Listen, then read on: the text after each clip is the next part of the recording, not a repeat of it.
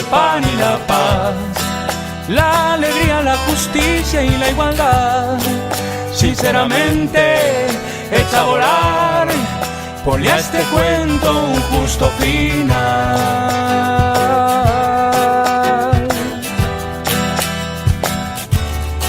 Sinceramente, nuestros muertos serán esa simiente, un corazón que golpee lentamente, una semilla que será una flor.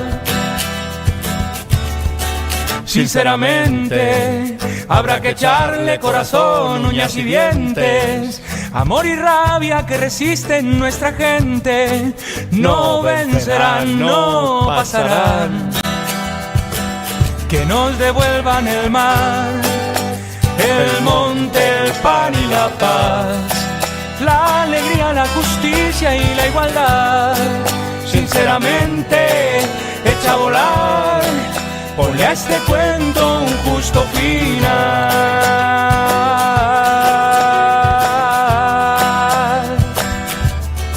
Sinceramente, habrá que echarle corazón, uñas y dientes, amor y rabia que resisten nuestra gente. No vencerán, no pasarán. Que nos devuelvan el mar, el monte, el pan y la paz, la alegría, la justicia y la igualdad. Sinceramente, echa a volar, ponle a este cuento un justo final.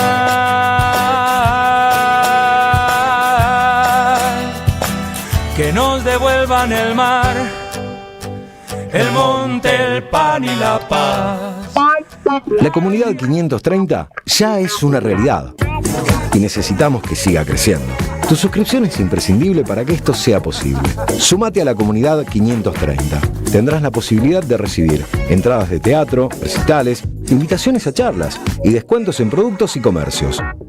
Banca a la 530. La radio de las madres te necesita. Si tenés dudas, escribinos 11 64 19 16 50 o envíanos un correo info@am530somosradio.com.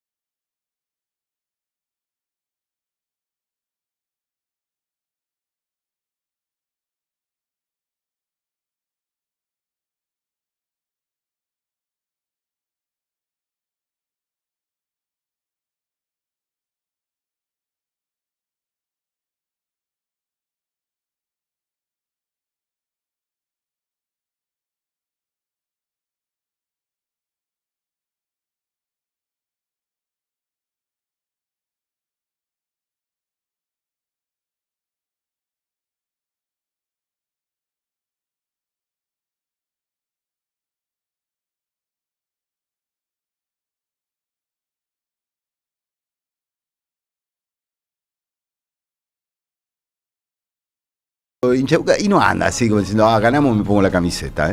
Porque sabe que es hincha de Boca da todo el tiempo, no necesita. Te digo más, Sí. y vos me vas a comentar. Ajá. Edu, vos me vas a comentar más que nadie, porque sos el que más me conoces.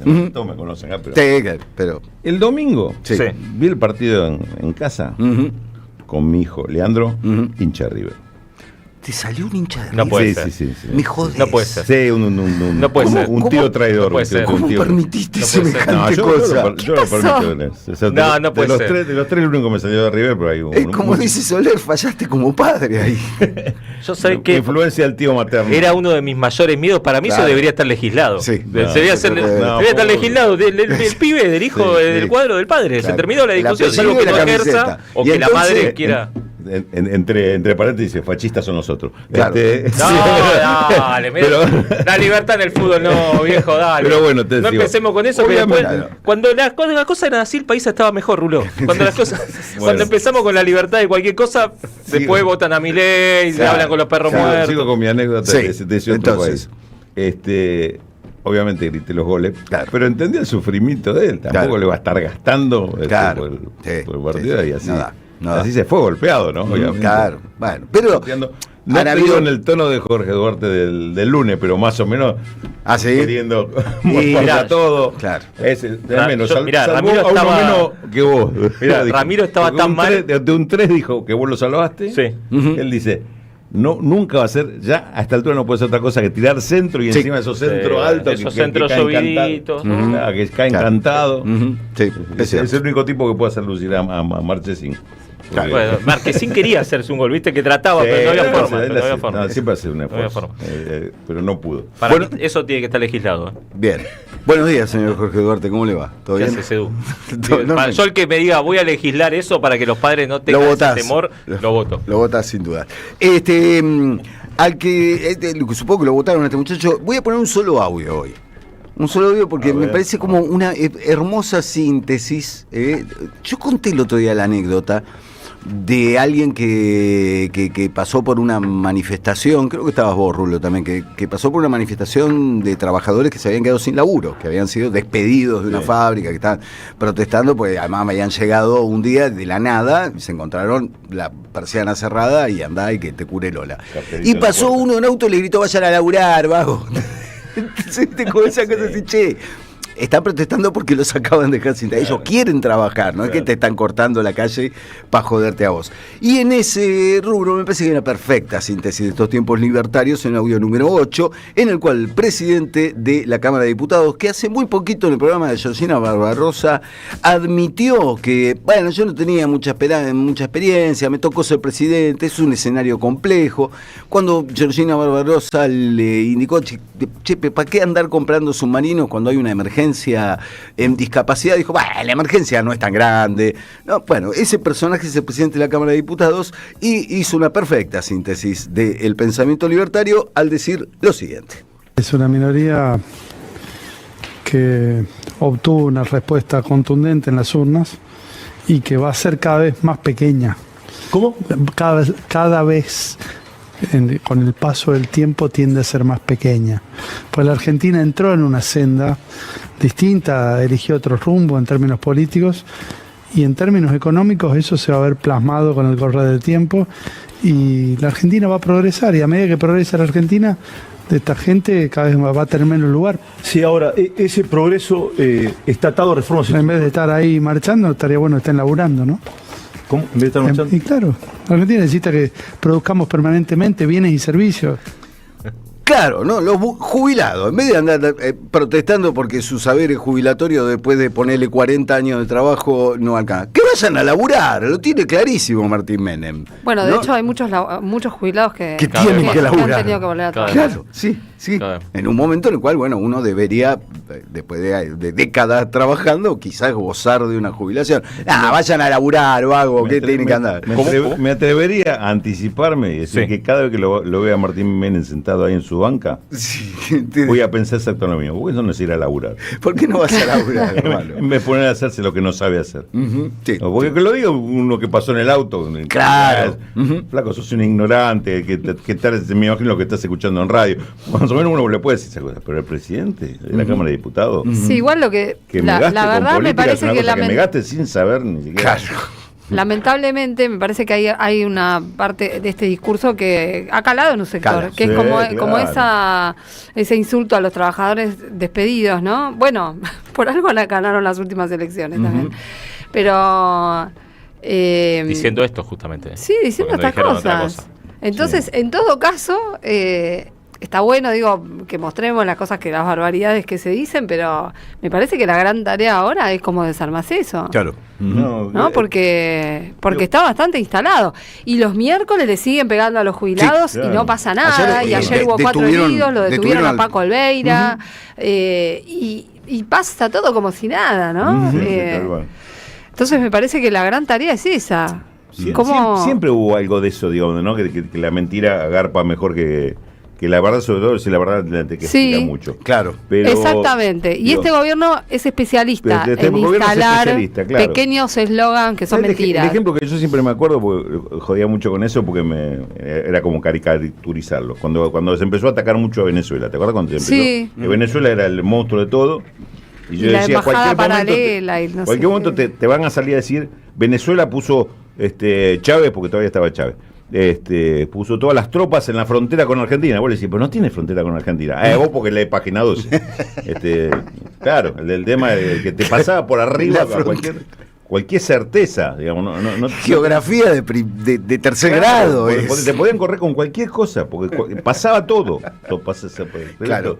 Hay un ejemplo de Trump. Bueno, a ver, en el discurso de Martín Menem, cuando dice, porque ¿a qué se refiere Martín Menem? A el peronismo, a los resultados Sí. del peronismo, pero si vamos a hablar de estadística, Sí. a ver, hay un 60% de gente que no te votó, entonces referirse a los que no acompañan a la ley como una minoría que va a desaparecer, Claro. también hay una falacia ahí, ¿no? Obvio, obvio que no. Me parece. Sí, Bueno, claro. Hay una construcción de una mayoría que está en duda, porque lo cierto es que además 40% de la gente no fue a votar casi. Claro. Ujú. Pero también es cierto que ganaron las elecciones y Sí. que la gente convalidó estos discursos, porque Claro. no es que en otro momento mentían para ganar elecciones. Claro. Ahora no mienten, convalidan este discurso los que van a votar. Claro, los otros sacaron menos. Yo te diría No, que lo no sé sacamos si un poco, pero- no sé si convalidan tanto este discurso como lo que venimos hablando de cierta percepción de estabilidad económica. Me parece Sí. que se votó más eso que este discurso tan cruel que tiene el gobierno, que a pesar de este discurso gana las elecciones, porque yo no creo que esto sea lo que trae votos. Esto en todo caso puede mover al núcleo duro de la gente que puede mirar, no sé,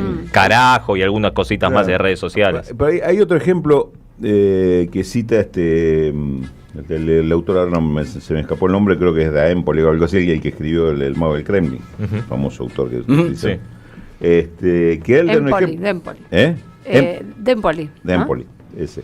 Él da un ejemplo en uno de sus libros, no del Trump de ahora, sino del anterior gobierno de Trump.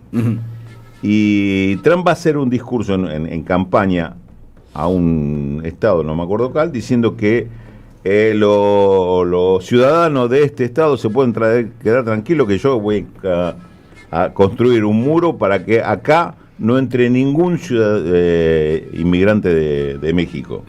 La gente lo aplaudía, lo ovacionaba. Y después decían, ahora, ¿qué pasó? Después los medios lo mataban, decían, ese estado no tiene frontera. No tiene frontera con México. O sea, entonces dice, ¿pero qué pasaba? No era Texas. Claro, el tipo analizaba, dice, pero no tiene frontera con México. Los medios lo gastaron, los demócratas lo gastaron, salieron a matarlo, decir que era un ignorante, pero la gente lo seguía apoyando. ¿Por qué?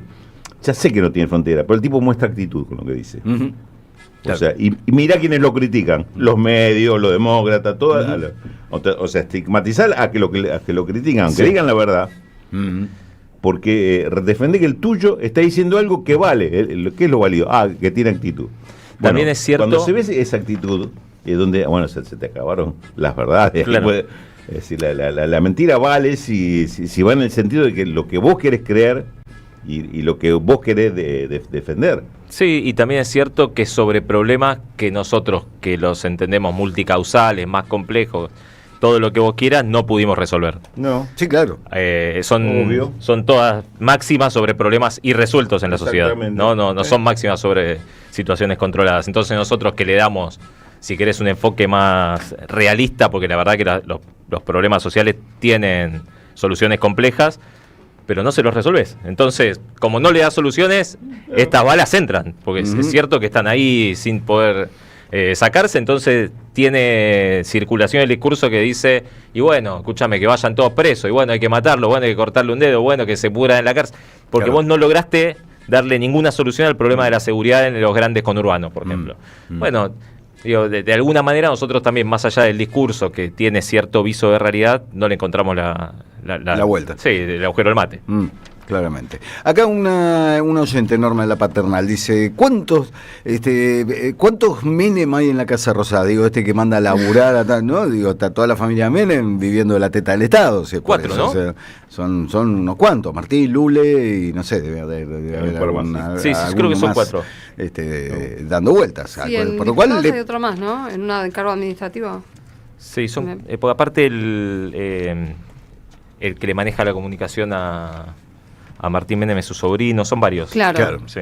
Yo tengo un sobrinito que se da maña, ¿no? El famoso sobrinito que se da maña. Bueno, muy bien. Señor Rulo de la Torre, ¿de qué vamos a estar hablando en el día de hoy? Vamos a hablar algo que tiene que ver un poco con algunas cosas, decía Irina ayer también, estas cuestiones que en este caso tienen que ver con las privatizaciones. ¿Qué está pasando con el tema de trenes y trenes de carga en particular? Ah, eso que diste el tráiler ayer, que Sí, dijiste que exactamente. querías desarrollar. Belgrano Cargas, ¿todos se acuerdan más o menos de Sí. Belgrano Cargas? Bueno, ¿qué pasa esto en relación a las cerealeras, en relación a las grandes empresas, grandes grupos que se están beneficiando de este plan, de este programa económico, y todavía se podrían beneficiar bastante más? Claro, y sí, nunca es suficiente, ¿viste? Nunca les resulta suficiente. ¿En contra de quién? Después te lo cuento. Muy bien, señor Jorge Duarte, acá estaba, mira, viendo, quizás vos ya lo tenés A este ver. dato, que Newsan, la empresa de uno de los De Caputo, Caputo, de la sí. familia Caputo,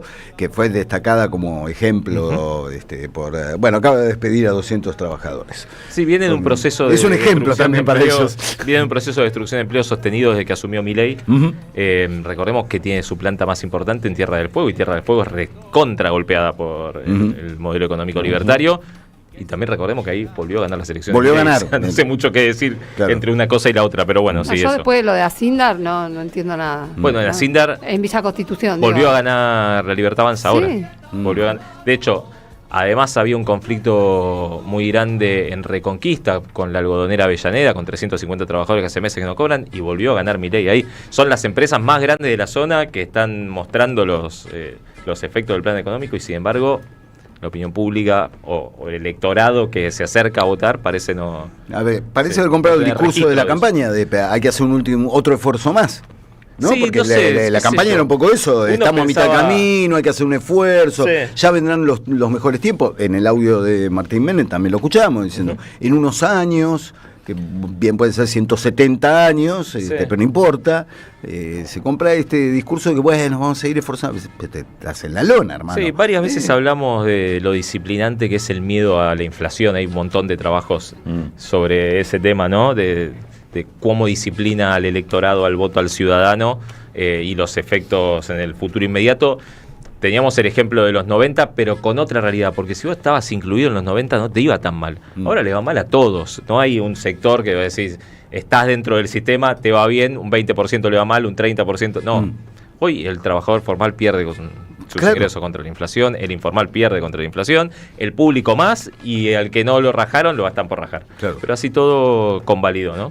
Pero de lo que íbamos a hablar hoy es un tema de Santa Fe. Hay más problemas para Hugo Antonio Moyano. Nos quedó el tema de la UTA, explicar un poquito qué es lo que está ocurriendo en el sector. Ayer me contaban el plan de la CGT, porque decíamos, en este tiempo la CGT representa cada vez a menos trabajadores. ¿Cómo va a ser para resistir la reforma laboral? Bueno, ahí me contaron un poquito qué es lo que tienen planeado. Y ayer hubo un congreso de aceiteros donde también dieron algunas precisiones sobre qué van a hacer contra la reforma laboral que se avecina. Así que lo que podamos vamos a ir hablando. Los aceiteros, que todos, digámoslo una vez más, es el gremio al que queremos pertenecer. Cerró una paritaria de un inicial del sector de 2 millones, casi 2.400.000 pesos. Cuando le preguntaron a Jofra, fue muy claro el otro día en el Congreso ayer. Lo básico. Sí, el inicial. Vos entrás el inicial. primer día en la categoría más baja, el inicial 2.400. Después todo lo demás. Le preguntaron cómo hacían y dio una definición que era muy buena, que dijo, nosotros no somos los Maradona del sindicalismo, solo hacemos huelga. Claro. Bueno, qué sé yo, capaz que hay que hacer paro, ¿no? Capaz sí, lo demás, ¿no? si quieren pelear por salario, capaz tienen que hacer paro. Claro, que es bueno una de las cosas que la reforma laboral busca obturar de toda manera, ¿no? Declarar esencial hasta, no sé, absolutamente todas las El actividades. comercio exterior, el sector donde está aceite. A todo, Claro. todo igual. Sí. Sí, sí. Irina, ¿de qué vamos a estar hablando en el día de la fecha? Vamos bueno, hace un rato quedó detenido finalmente Julio De Vido. Ah, quedó detenido. Sí, porque se presentó en Comodoro Pi, como estaba citado para hoy, justamente con la finalidad de ser detenido, y queda detenido, va al penal de Ezeiza. Y te pego esta noticia con otra que tiene que ver con la causa de los cuadernos. Porque además Julio De Vido es uno de los acusados en esa causa, y de hecho la semana pasada hubo bastantes chanzas en algunos medios de comunicación que decían que Julio De Vido se había puesto a comer en medio de la audiencia, ¿no? Porque es por Zoom. Bueno, más allá de ese detalle, hay mucha presión de sobre todo algunos medios de comunicación, para que se agilicen las audiencias, que se haga más rápido, que se condene más rápido, vamos a decirlo en castellano, sí. ¿no? Y a cuento de esto, la Cámara de Casación Penal convocó al Tribunal Oral, y ahora que está empezando la audiencia en este momento, y lo vamos a desarrollar en un rato, el tribunal está planteando alguna clase de respuesta frente a esto de la Cámara de Casación. Van a agregar una audiencia más por semana. Pedían 3, ¿no? Por semana. No tenían 3. Pedían, claro, bueno. Ahora en un ratito les cuento los detalles, porque acaban de leer esta resolución en este juicio, y bueno, tuiteó Cristina además sobre la causa de los cuadernos, algo vinculado con lo que contamos el martes sobre lo que decía el abogado de Víctor Manzanares, ¿se acuerdan?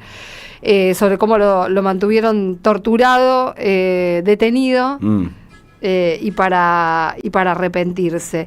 Y les voy a contar algo. Es una cosa impresionante como si seguís escarbando en el caso Libra, todo el tiempo aparecen cosas, pero la comisión investigadora de la Cámara de Diputados tiene que cerrar ya un informe.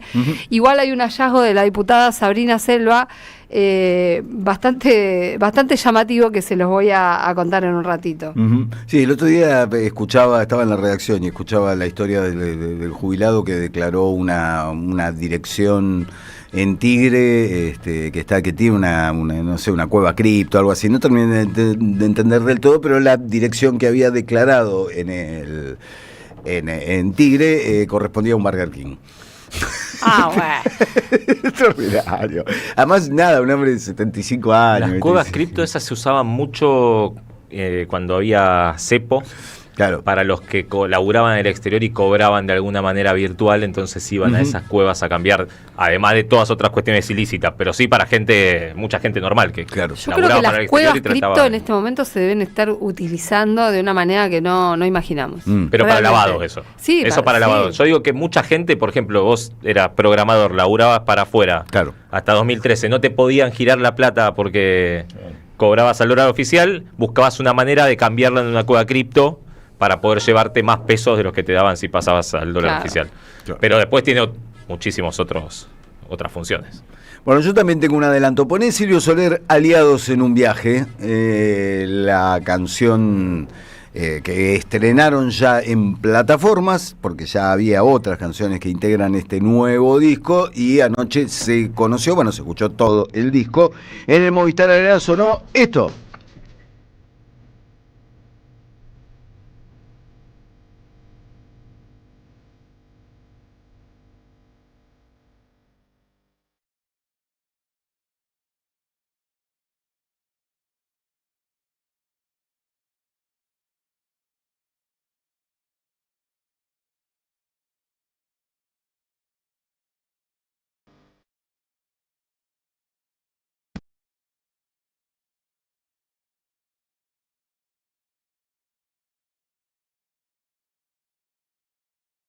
Sí, la voz que estás escuchando es la del señor Ricardo Mollo, que junto a Diego Arnedo y Catriel Varela tomó el escenario ayer del Movistar Arena para presentar el nuevo disco de Divididos, que lleva el sintético nombre de Divididos.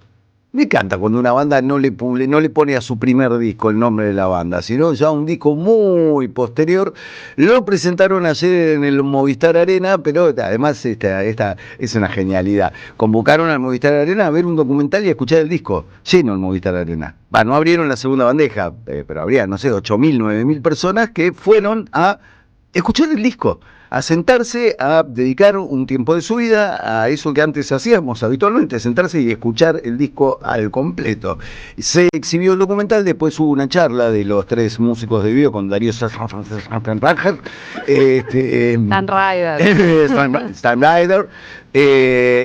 no sé, Z. Medio paisano tuyo, ¿no? Bueno, Z. Tiene medio allá. A mí me encanta que el hermano sintetizó, el hermano de Mauro Z, y a la mierda, claro, mucho más fácil. Bueno, vamos a estar hablando un poquitito de lo que sucedió allá en el Movistar Arena, donde Divididos, a 15 años de su disco anterior, presentó una nueva producción discográfica. 10:29 en el aire de AM530. Estamos haciendo siempre hoy hasta el mediodía. Vamos a tener una conversa en un rato con alguien porque nos quedamos todos medio impactados, ¿no? Con la imagen de los rezos evangelistas en la Casa Rosada, ¿no? Y sobre todo teniendo en cuenta la experiencia brasileña, así que estaremos charlando un poquitito también eso del avance de los evangelistas en Casa Rosada y en el Congreso, que lo hace bastante más grave porque es donde pueden impulsar ciertas leyes muy poco tolerantes. Irina, si querés vamos avanzando con alguno de tus temas. Mira, te doy detalles sobre lo que está pasando ahora en el juicio conocido como Cuadernos. Esta semana la Cámara de Casación Penal Federal hizo un plenario de los jefes, de los presidentes de cada sala, ¿no? Esto fue a raíz, evidentemente, de una presión mediática que hay para que el juicio se acelere y se haga presencial. Yo creo que esto tiene que ver con un cronograma electoral, claramente, ¿no? Es como decir, a ver si llegamos al 2027 con una condena, ¿no? Recordemos que acá hay 87 personas en el banquillo, la que más le interesa a Estados Unidos y al poder económico es Cristina Fernández de Kirchner. Claro. No estoy diciendo ninguna novedad, pero bueno, también ahí están parte de las explicaciones. Y Casación saca una resolución diciendo: vamos a citar al Tribunal Oral Federal 7, que es el que está llevando adelante el juicio, a una audiencia la semana que viene para analizar estas cuestiones, ¿no? De la eficiencia del juicio, de la eficacia del juicio. Sí, cuestiones así. Sí, vos te reís, pero... No, me río para no largarme, para no darme la cabeza contra la pared. Lo que es muy fuerte acá es como terminan institucionalizando una demanda del poder real. Es una cosa de locos. Sí, y lo hacen los jueces, ¿no? Bueno, ¿qué pasó a partir de esto? Yo preguntaba, ¿no? ¿Alguien planteó algo? Porque yo dije, bueno, ¿alguna defensa planteó algo? ¿Alguien? No sé, ¿alguna querella? ¿Algún juez del tribunal oral? Y me decían, no, la verdad que nadie planteó nada.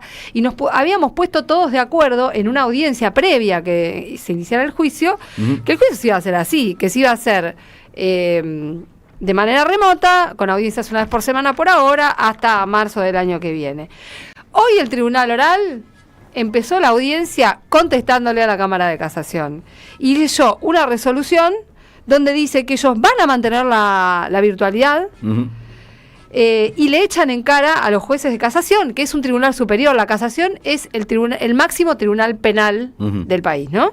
Y les echan en cara que les vienen pidiendo contratos, salas y, bueno, distintos elementos para la eficiencia de su trabajo que Casación no les concede. Y lo que hicieron fue agregar una audiencia más los martes a partir del 25 de noviembre. De esa manera arrancó hoy este juicio y sin Julio Devido, por lo menos en la misma condición, ¿no? Y ya detenido. Es muy fuerte esto que pasó, porque todo el mundo creía que el Tribunal Oral iba a ir sumisamente a responderle a la Cámara de Casación. Igual están agregando una audiencia. Claro. Ahora, vos me preguntás a mí, ¿está bien que el juicio se haga en forma remota? Y la verdad que no está bien, porque los juicios orales tienen una función. Y una de las funciones de los juicios es lo que se llama la inmediatez, que los jueces puedan ver en el lugar, cómo contesta un testigo, la gestualidad, de qué manera hace su relato, todo. O sea, es... Además, el testigo puede tener fuera de cámara a alguien mostrándole carteles de qué es lo y que puede, tiene que puede decir. tener machete, puede tener papeles, los testigos, los imputados también. Bueno, ahora, más allá de esto, también hay una cuestión real, que es que todos los juicios que se vienen haciendo en el último tiempo, incluso que son juicios que generalmente atañen a exfuncionarios de los gobiernos kirchneristas, se han hecho en forma remota. Entonces lo que se quiere es cambiar el parámetro exclusivamente para este juicio. Esa es la cuestión, ¿no? Pero todo viene ya, como decirlo, mal parido en este caso. Desde los inicios. Otra cosa que la Cámara de Casación había dejado trascender, que les iba a exigir al Tribunal Oral, es que trabajaran durante la feria de verano, o sea, que siguieran con el juicio. Por lo que estoy viendo que resolvieron hasta ahora, no cambia lo de la feria. O sea, se van a tomar vacaciones. Déjate de joder, las vacaciones son sagradas. Bueno, sí, qué sé yo, hay juicios que se han hecho durante la feria, no. Pero en este caso, lo que es muy evidente es este reclamo que tiene una impronta política y una intencionalidad que está muy, muy clara. Cristina Fernández de Kirchner hoy tuiteó sobre la causa Cuadernos. Ya lo habíamos dicho, en esta opereta judicial de los cuadernos truchos, a los llamados arrepentidos habría que llamarlos extorsionados. Hago un pequeño paréntesis.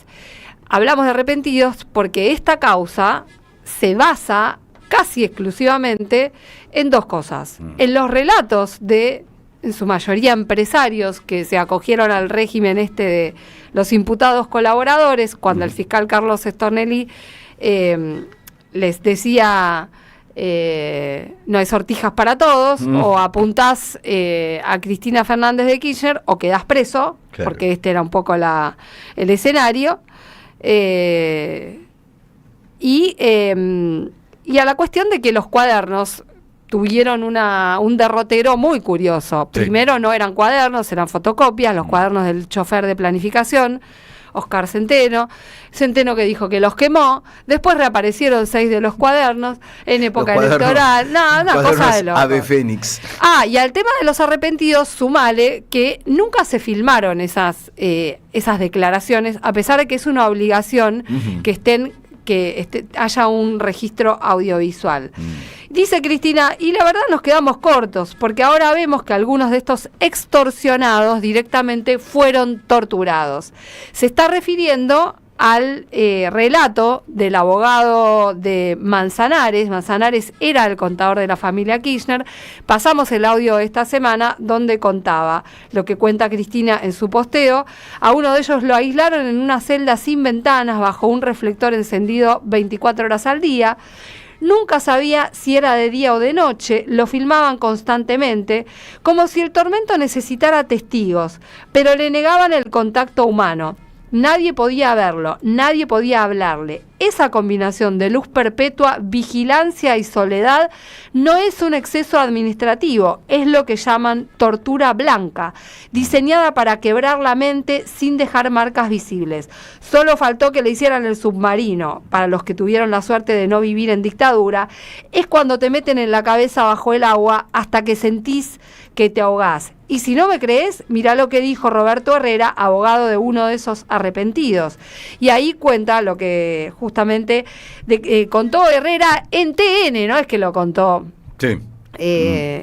Bueno, lo dice Cristina, dice, no es un canal Cuca, lo dijo en TN. Bueno, y Herrera había dicho que cuando declara como arrepentido estuvo en un lugar de detención que es Cavia, casi aproximadamente 28-30 días, aislado de todo el mundo con un reflector 24 horas, no se sabía si era de día o de noche. Y entra después en el sistema de testigos protegido y nosotros, los abogados, no lo podíamos ver. Todo esto amparado, dice Cristina, por el bestiario judicial del macrismo, jueces y fiscales al servicio del poder económico. Y sigue el posteo es largo, es un posteo largo, lo pueden buscar. Después habla también del número de inflación que dio ayer el INDEX, seguramente Rulo habrá alguna referencia a esto, no sé. Pero respecto de la causa Cuadernos se detiene en esa cuestión. Y también menciona al fiscal Carlos Stornelli. Carlos Stornelli fue el fiscal que recibió al periodista que llevó las fotocopias de los cuadernos. Diego Cabot. Diego Cabot, exactamente, y que se queda con la causa sin mandarla a sorteo, hace lo que se llama un forum shopping liso y llano, que no tuvo ningún costo para él, ninguno, porque la verdad es que a él lo llamaron a indagatoria en otra causa, no sé si se acuerdan, la causa del D'Alessio Gate, por participar en maniobras extorsivas y de espionaje junto al falso abogado Marcelo D'Alessio. Ahí también zafó. Pero ese episodio de donde estaba involucrado Stornelli fue lo que determinó que a la cuarta jueza del Tribunal Oral, María Gabriela López Iñiguez, la sacaran del juicio Cuadernos, porque ella, en la sentencia del caso de D'Alessio, dijo que muchos de las extorsiones que se produjeron y espionajes no hubieran sido posibles sin la participación de Carlos Stornelli. Claro. Así que imagínate si aparecía esto en el juicio, ¿no? Toda la mugre a la vista, ¿qué tendría que hacer el Tribunal Oral? Claro. Bueno, en estas condiciones se está llevando adelante la causa, el juicio oral por el caso Cuadernos, con 87 acusados, más de 600 testigos. De los acusados, 65 empresarios, 21 arrepentidos y 22 exfuncionarios. Yo no sé cómo va a seguir pero esto. Pero ves como lo que hablábamos hace un rato, lo que señalábamos en el comienzo del programa, de cómo entra mucho más fácil un eslogan, un zócalo, o sea, todas las irregularidades. Vos date cuenta que te lleva un tiempo contar todas estas irregularidades y dejar claro todo. Y cuanto más fácil entra, se robaron un PBI. ¿Cuánto caló en la sociedad eso? Busquemos la forma de contar esto en una frase. Claro, bueno, pero es que... el desafío del día. Hay tanta elaboración en ese esquema de corrupción que es difícil de sintetizar en una frase así de contundente. Pero igual, pero digo, arrepentidos, torturados, que dan lugar a un juicio, qué sé yo, más foto que esa, yo no sé, ¿qué hay que mostrar? No, yo entiendo. Igual también acá hay una cuestión, con todo respeto a los colegas periodistas que siguen temas judiciales, pero hay muchas cuestiones de estas que se silencian. Porque cada uno trata respetemos tanto, Irina, no respetemos. Porque cada uno trata de cuidar su quintita, su laburo, un poco más de respeto, su fuente, qué sé yo, ¿viste? Y la verdad que somos muy pocos los que hablamos de cómo se manejan las causas, de cómo se maniobran, se hacen maniobras del bueno, llamado lawfare, o esta utilización con finalidades políticas de las causas judiciales y económicas. El manejo también, de los tiempos, digo, hay que recordar que, ¿te acordás del consorcio de medios que tenía acceso a los Wikileaks? Sí. ¿No? Y como antes, en la previa de una elección, La Nación se guardó la información. Se guardó la información de los Wikileaks que delataba la presencia de cuantos macristas en un montón de cuestiones que estaban todos los dedos marcados. Entonces también hay un manejo de los tiempos, de ocultamiento y todo eso. Yo después, en un gran congreso de periodistas, no voy a entrar en mayores detalles, recibieron como un héroe a uno de los periodistas responsables de este tipo de dilaciones. ¡Oh, el gran investigador! Y ahí también es donde ves que el gremio a veces se calla la boca, lo que decís vos. Y ahí es donde me prendo con Duarte. ¿Estamos hablando del CONADA, no? No, yo no dije nada. Te pregunto. Yo no dije algo, nada. Casi nada. Casi nada. ¿No? Entonces, bueno, ahí es donde entro en la de Duarte. Quizás somos a veces demasiado respetuosos cuando vemos actitudes, por lo menos discutibles, ¿no? En cuanto a la ética periodística. Viste, que después son convalidadas en la recepción a un héroe que vos decís, che, pero pará, héroe, se guardó la data de los Wikileaks.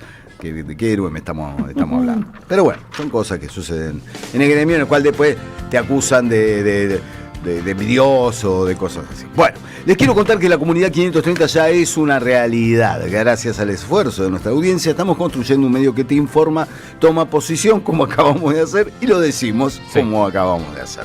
La comunidad 530 es cada vez más grande y necesitamos que siga creciendo. Tu suscripción es imprescindible para que esto sea posible. Y a todos los que se suscribieron, muchas gracias. Y los que todavía no lo hicieron, les pedimos humildemente, si es que pueden, entrar a nuestra página y suscribirse. suscribirse. Con la suscripción van a tener la posibilidad de recibir entradas de teatro, recitales, invitaciones a charlas, descuentos en productos y comercio. Y además vas a estar bancando la 530, la radio de las madres que te necesita. Podés entrar a www.m530somosradio.com, cliqueas en asociate o en el banner que te lleva a la página de la comunidad, elegís la suscripción que se ajuste a tus posibilidades, te unís, apretás el botón unirme y listo, ya está. Y si no, si quieres hacer un único aporte, el alias es muy sencillo, Radio AM 530, banca la 530, la radio de las madres te necesita a vos, y a vos, sí, y a vos también, no te escondas ahí atrás, a vos también te necesita. Muchas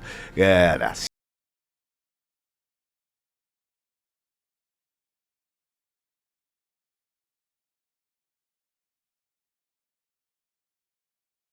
Decíamos que teníamos interés en hablar, que produjo una impresión importante ver los rezos evangelistas en la Casa Rosada, saber que hay varios legisladoras que ingresarán al Congreso el 10 de diciembre y que van por ese lado, y por eso nos resultaba interesante hablar con Ariel Goldstein, que es doctor en Ciencias Sociales, investigador del CONICET, y es autor de 2 libros que toman el tema: La Cuarta Ola, líderes fanáticos y oportunistas en la nueva era de la extrema derecha, y uno aún más explícito, Poder Evangélico, cómo los grupos religiosos están copando la política en América Latina y Estados Unidos. Con lo cual nos va a poder orientar un poco, o por lo menos acompañarnos en esta impresión que nos da ver esas imágenes. Ariel, muy buenos días. Aquí Eduardo Fabreata, Irina Hauser, Rulo de la Torre, Jorge Duarte, todo el equipo de siempre. Soy en AM530. ¿Cómo estás?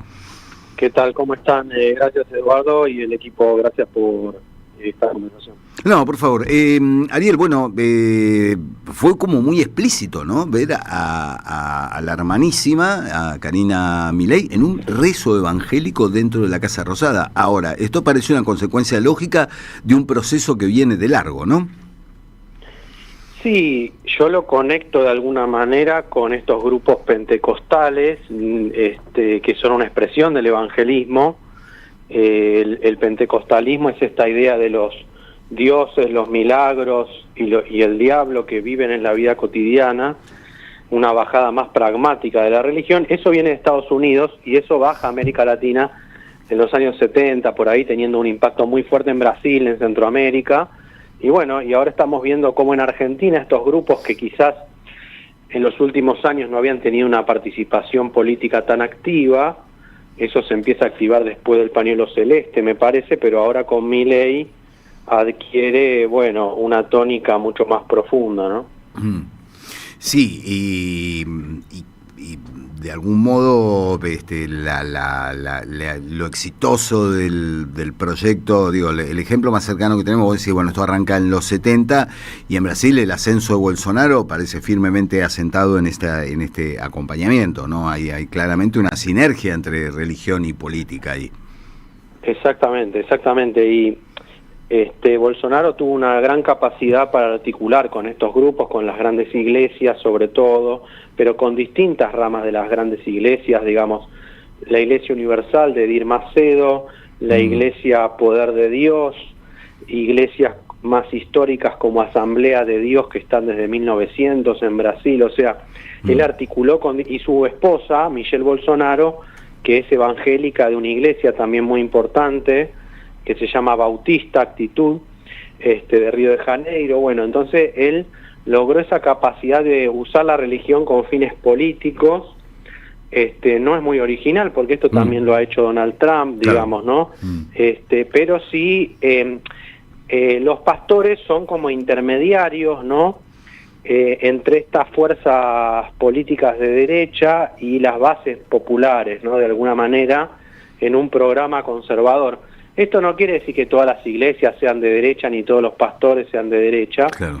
Pero sí hay una interacción muy fuerte entre la derecha radical y ciertas iglesias evangélicas pentecostales grandes, ¿no? Que están jugando fuerte en política. Ariel, ¿cómo estás? Jorge Duarte te saluda. Te pregunto porque en el último tiempo vimos lo de Casa Rosada, Fue noticia, pasó un poco más de tiempo, pero cuando fue Milei al Chaco, a esa curiosa iglesia donde el pastor había multiplicado los pesos y los había convertido en $100.000, el fin de semana hubo un acto muy importante de los evangélicos en el estadio de Vélez Arfiel, algunos hacían el chiste de que hasta lo llenaron.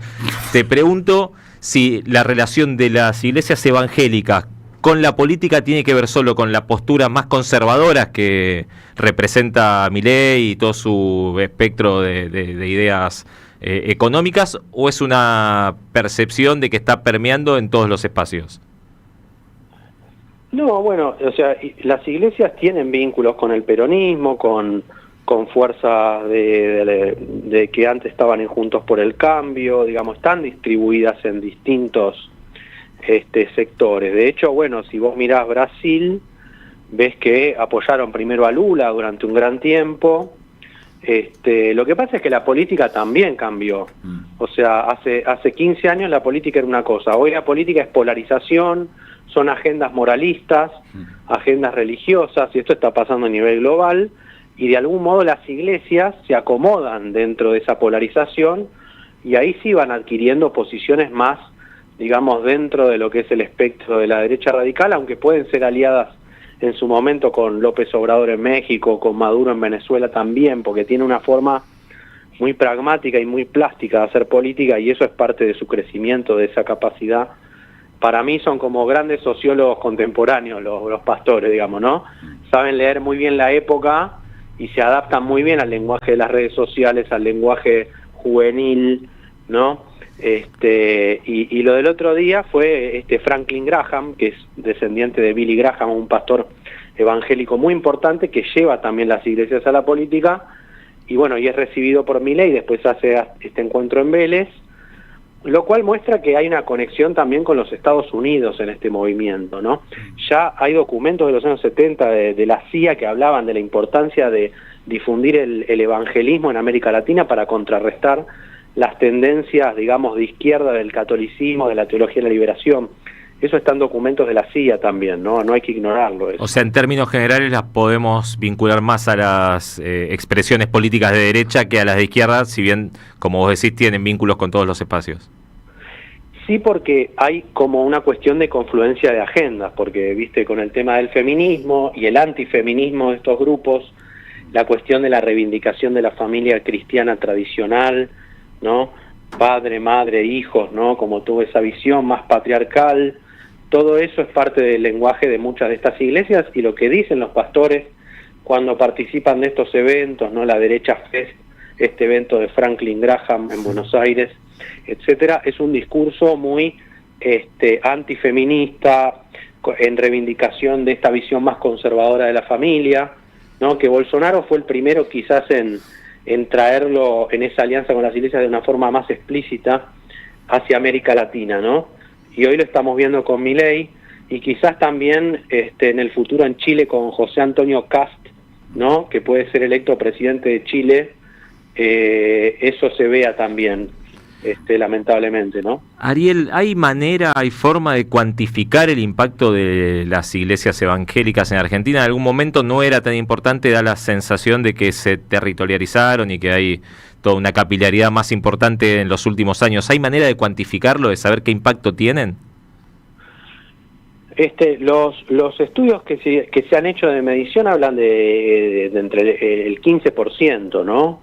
Pero también hay una tendencia evidentemente de crecimiento. Me parece que la pandemia fue un hecho que aceleró estas tendencias que estaban en curso en la sociedad argentina, y en la medida en que estamos viviendo, desde mi punto de vista, un proceso de desintegración social y de un Estado cada vez más impotente frente a las problemáticas sociales, estas iglesias tienen una gran capacidad de construir comunidad en los barrios, comunidad de sentido de pertenencia, de acceso a oportunidades laborales, de crear una narrativa, ¿no? De que vos sos emprendedor y estás luchando por la conquista y entregás tu vida por Jesús, bueno, y así podés progresar económicamente y espiritualmente, y esto conecta muy fuertemente con los anhelos de mejora individual de las clases populares latinoamericanas, y por eso se está expandiendo tanto. También en Estados Unidos se expande mucho uno de los grupos que más crece son los hispanos evangélicos, ¿no? Uh-huh. O sea, es un fenómeno global, uno podría decir incluso.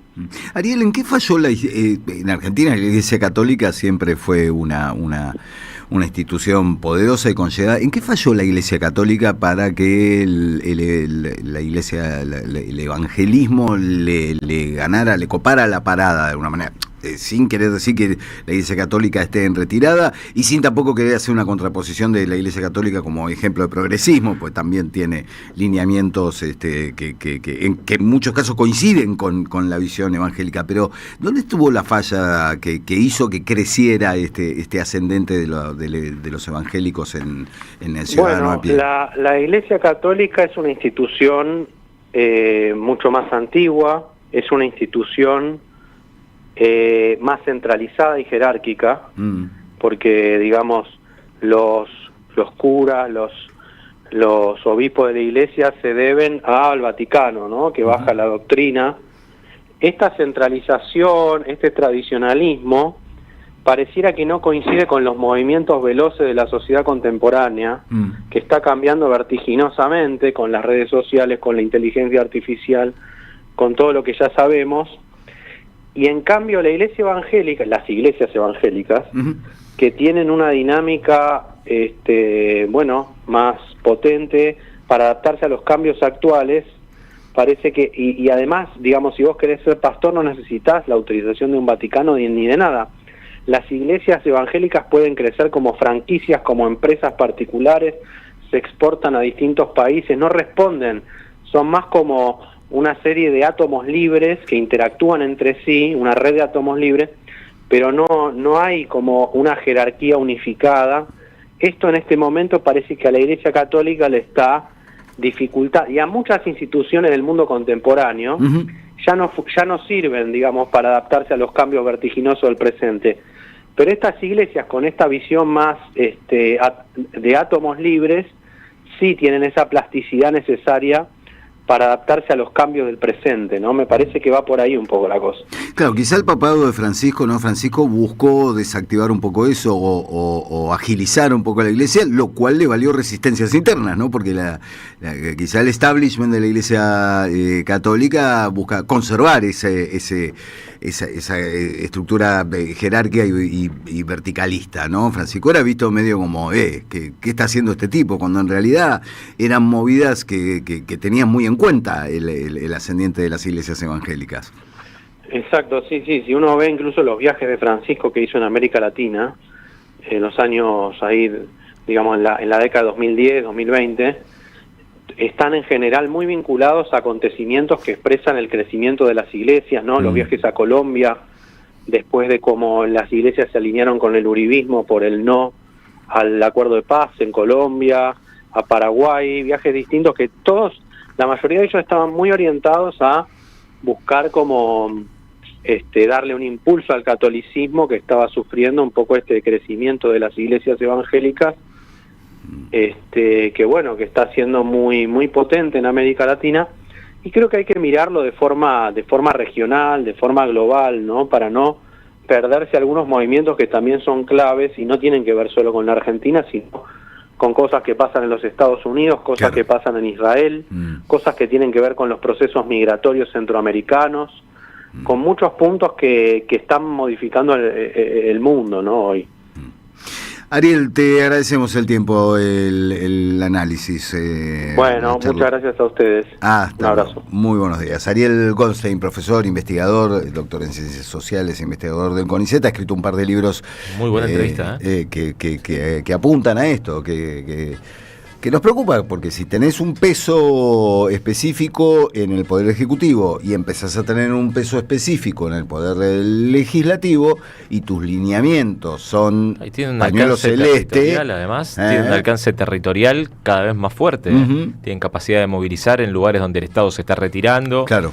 Hay que tener en cuenta eso, donde el Estado se retira, muchas veces las iglesias evangélicas llegan. Claro. ¿Viste? Hay un tema de reemplazo de uno por otro, con toda la carga ideológica que contó Ariel que traen, ¿no? De trasfondo.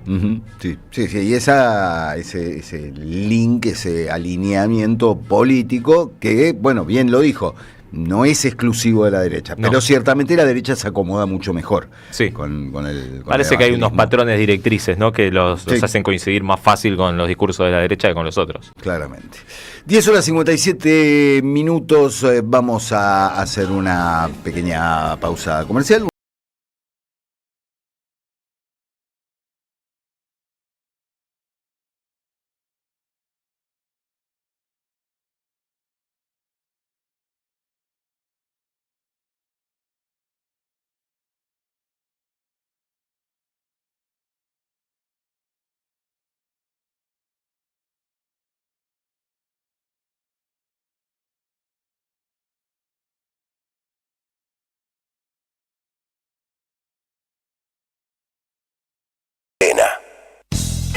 Deja tu mensaje en nuestra línea de oyentes de WhatsApp 11 3200 0530. Somos Radio AM530. En el CUI estudia idiomas con la mejor calidad académica. Inglés, italiano, francés, portugués, alemán, chino y muchos más. Cursos por Zoom o presenciales. Últimas vacantes. Centro Universitario de Idiomas. Inscribite en cui.edu.ar o llamando al 53 53 3000. En Digit, llévate esa compu que querés. Encontrá tu nuevo celu o descubrí el sonido más potente de tu parlante. Entrá en tiendadigit.com.ar y comprá en cuotas sin interés. Digit. Descubrí lo nuevo. Con tu tarjeta Soy Tigre, descuentos todo el año. Disfruta beneficios en gastronomía, indumentaria, spa, ópticas, productos para el hogar, peluquería, teatro, farmacias y mucho más. Tramitala fácil desde la app Tigre Municipio y empezá a aprovechar todos los beneficios de ser parte. Tigre Municipio. Este invierno viví unas vacaciones diferentes en lo alto de las sierras de Tandil. En Posta Natural te esperan confort, relax y diversión en un entorno único. Alojamientos de lujo entre la privacidad de nuestros aparts y el servicio exclusivo de nuestro hotel. Spa, piscinas climatizadas y masajes para desconectar del mundo. Deportes y actividades recreativas para toda la familia. Degustación de gin, gastronomía de primer nivel y mucho más para que vivas un invierno inolvidable. En pareja, en familia o con amigos. Este invierno, Tandil es Posta Natural. Reserva ahora al 2494 3807 39. Más información en postanatural.com.ar. Vení a conocer la provincia de Buenos Aires. Turismo todo el año. Provincia bonita Argentina. Más información en buenosaires.tour.ar. Gobierno de la provincia de Buenos Aires. La economía no es una ciencia oculta. La información que Rulo de la Torre analiza en Siempre Soy la encontrás en www.motoreconómico.com.ar. Seguí a Motor Económico en todas las redes.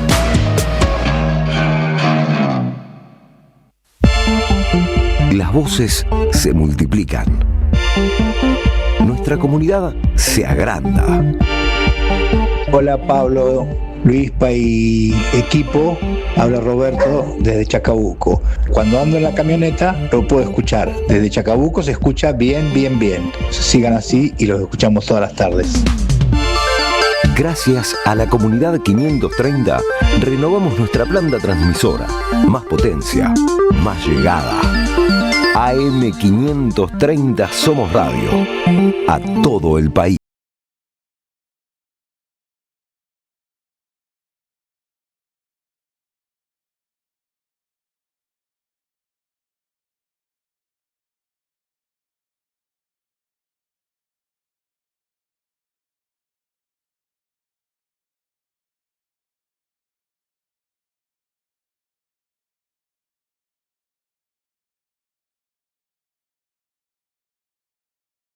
Solar, ¿tiene algún tema de Irina Hauser? Para musicalizar a Irina Hauser. Ah, mira, ahí tenés un Mirá tema. que rápido la botonera de Soler. Qué bárbaro. Impecable, vos. Le chorearon la camiseta a Soler. Gracias, Soler. ¿Qué pasó? ¿Quién habrá sido? No se puede creer. Irina, ¿a dónde nos vas a invitar a todos nosotros? Invitar no, tienen que gatillar, que invitación tampoco la Bueno, tienen que gatillar, pero no es grave. No es grave. Precios populares. Voy a vivir una experiencia única. Voy a cantar con mi hija, con Ro Hauser, que es mi hija cantautora. ¿Años, edad de las...? 16 añitos. Muy bien, está muy bien. Está muy bien. La verdad que es... ¿Cuánta juventud? Es una bomba musical, dicen algunos. Y vamos a cantar juntas en el Cultural Morán el sábado 22 de noviembre. Hermoso lugar para la noche. El Morán es un lugar hermoso. En la calle Morán, Pedro Morán. ¿Qué es? Paternal. Sí, ahí cerca de arquitectura, bueno, no sé. Ahora, entre Villa Pueyrredón es como y agronomía, digamos. Barrio de agronomía es el parece una zona no accesible, pero es muy accesible y además, en general, es muy concurrido el Morán, un lugar muy querido. No solo por las milongas que se hacen ahí. Claro. Se hacen milongas, se dicen. Y sí, hay de todo. Hay de todo. Hay de todo. Morán, entre otras cosas, cantan Irina y Rohauser. Bueno, el 22 entonces. Sábado 22. Sábado 22. ¿Horario? 21 horas. Sí. Es un buen horario. Sí. Vamos a cantar nuestras canciones. Cada una de nosotras compone sus temas. Vamos a cantar juntas algunas canciones. Vamos a cantar de las que sabemos todos, todas y todes. Nos acompaña una banda tremenda. Con banda y todo, la cosa. ¿Qué? Sí, con banda y todo. Sí, vamos a cantar. Es que fue una decisión. Dijimos, esto tiene que ser una fiesta. Sí, bien. Fede Misraji en el piano. Fede Misraji. Es un grosso ese. Es el one. Sí. Fede Misraji, Ariel Argañarás en guitarra.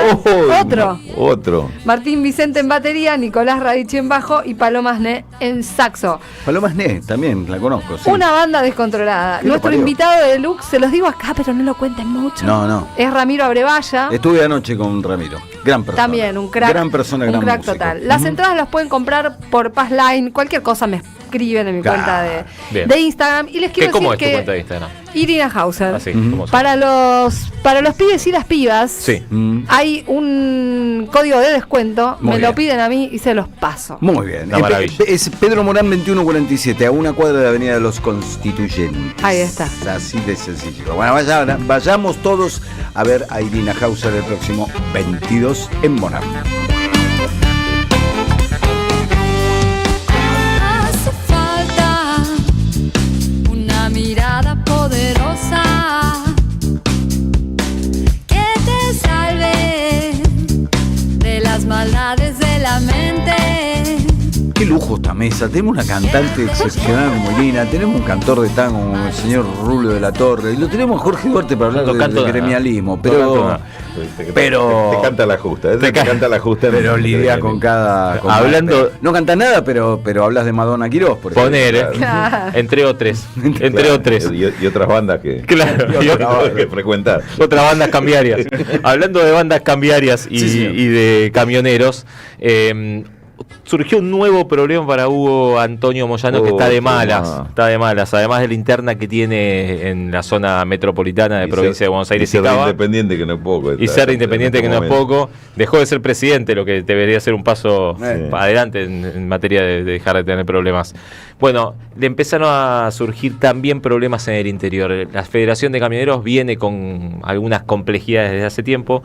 Hay varias provincias que empezaron a desafiliarse de la Federación Nacional, entre ellas la de Santa Fe, donde se quedó con la conducción del sindicato un dirigente que se llama Sergio Ladio. Como sucede en cada provincia, cada vez que aparece un camionero que hace un poco de quilombo en la calle, que dicen, y este es el Moyano santafesino. Pasa en Córdoba y dicen, este es el Moyano Córdoba. Bueno, a Ladio era el Moyano santafesino, al final no era tan Moyano, sí era santafesino, terminó firmando un convenio colectivo casi libertario, te diría, con todo lo que quería el gobierno de Milei hace poco más de un año, pero en la práctica se quedó con un sindicato de camioneros que desafilió de la Federación Nacional. Por lo tanto, Moyano encaró uno alternativo, uno paralelo, con un dirigente de su confianza que se llama Juan Mateo Chulich. Juan Mateo Chulich fue a elecciones el pasado octubre. La oposición quiso presentar lista, pero la Junta Electoral no lo dejó. Le pidieron que haga unas correcciones porque parece que no tenía todo en orden. Entonces se dispuso a hacer todas las correcciones necesarias y la Junta Electoral no se las tomó. hicieron elecciones, aunque la justicia les dijo no hagan las elecciones porque no están convalidadas, porque básicamente no se garantiza la participación de todos los afiliados. La hicieron igual, y ahora la justicia sacó un fallo por el que le pide al Ministerio de Capital Humano que no le extienda los certificados sindicales, y les ordenó que no puedan tomar posesión del cargo. En la práctica es un problema nuevo a Moyano, que, como decimos, viene con problemas internos en la zona metropolitana y varios en la Federación Nacional de Camioneros. De la Federación Nacional ya no es parte Pablo Moyano, para los que preguntan todo el tiempo. En la última renovación, como ya estaba el quiebre entre padre e hijo, no fue parte de la lista que conduce la Federación. Habrá que ver qué ocurre ahora con el sindicato. Según los jueces, los comicios que no estaban habilitados tampoco pueden ser reconocidos por la escasa participación. Hay unos 6.000 afiliados al sindicato de Moyano en Santa Fe y solo pasaron por las urnas 579, lo que demuestra que no había voluntad masiva de los afiliados para reconocer la única lista que estaba en los cuartos oscuros. Bueno, veremos cómo sigue este asunto, pero en paralelo pasaron otras cosas. Ayer hubo un congreso de la Federación de Aceiteros. Ahí el sindicato de aceiteros, como contábamos más adelante, primero consolidó lo que fue el acuerdo paritario que mencionábamos al principio, de 2.400.000 pesos para el ingresante al cargo mínimo de la actividad aceitera, y empezó a hablar de lo que va a ser la construcción de la resistencia, por decirlo de alguna manera, contra la reforma laboral.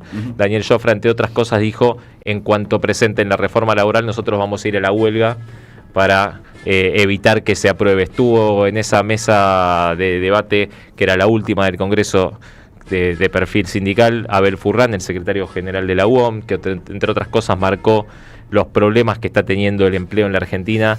Y además la UOM, justo uno de los sectores más castigados, ¿no? Sí, dependiendo de a quién le preguntes en la UOM, todo el mundo te dice que se perdieron algo así como 30 o 35.000 puestos de trabajo en lo que va de la gestión de Javier Milei.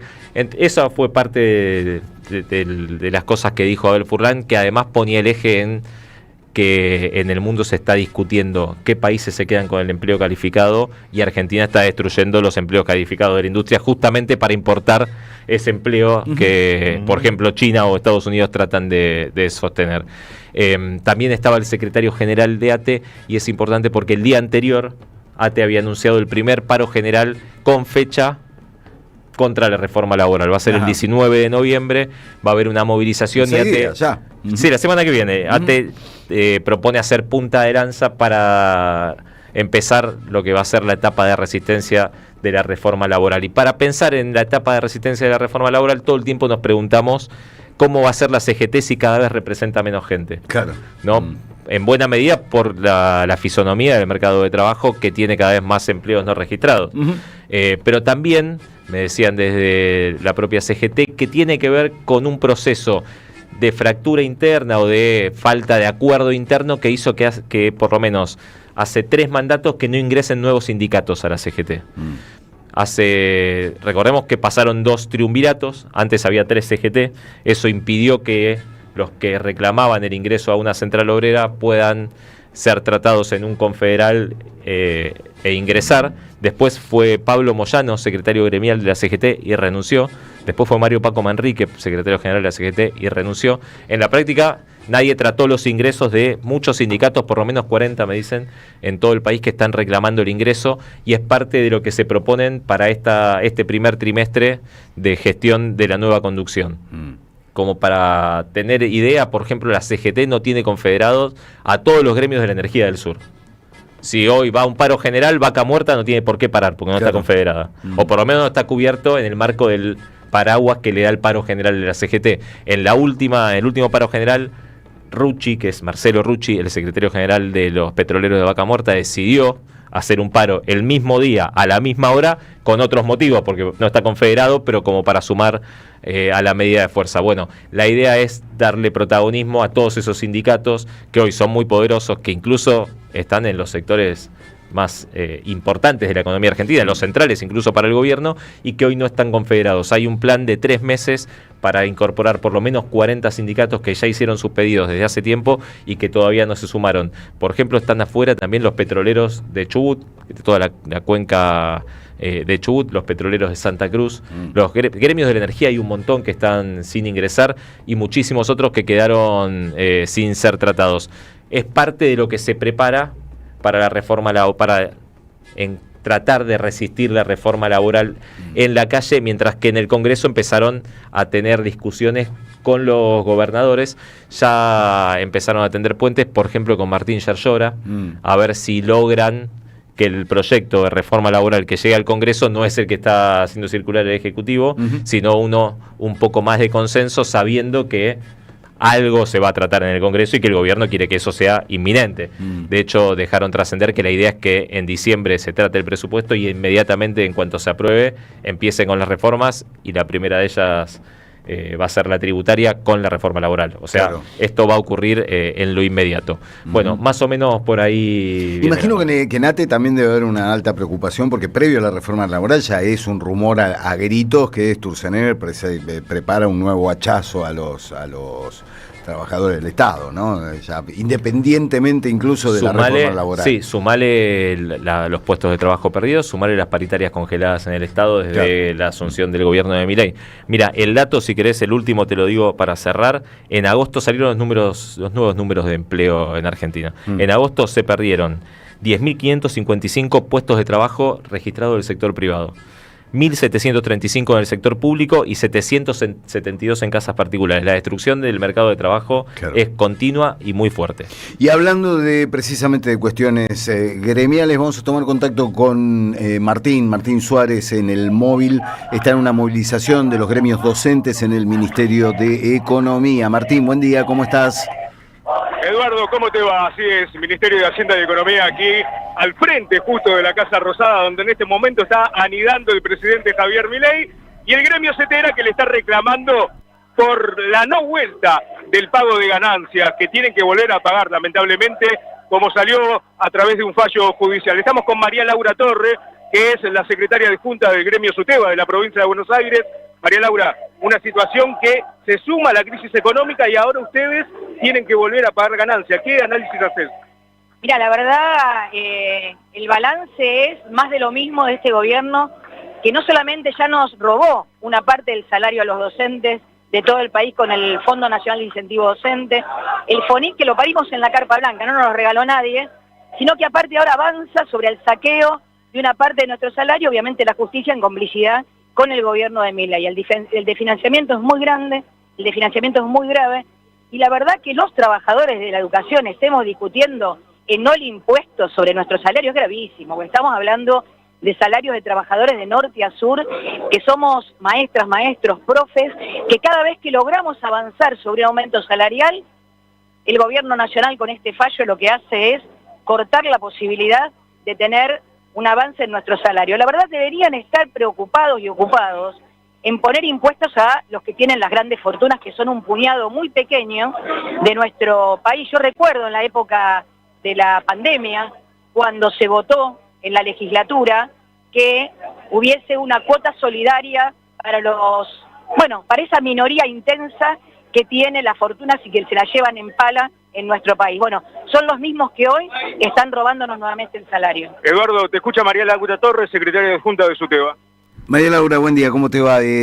Solemos analizar acá que hay una deformación en la estimación de cifras que hace que los trabajadores que están por encima de un dinero que sabemos que no alcanza para llegar a fin de mes sean incluidos en el mismo decil que hipermillonarios, ¿no?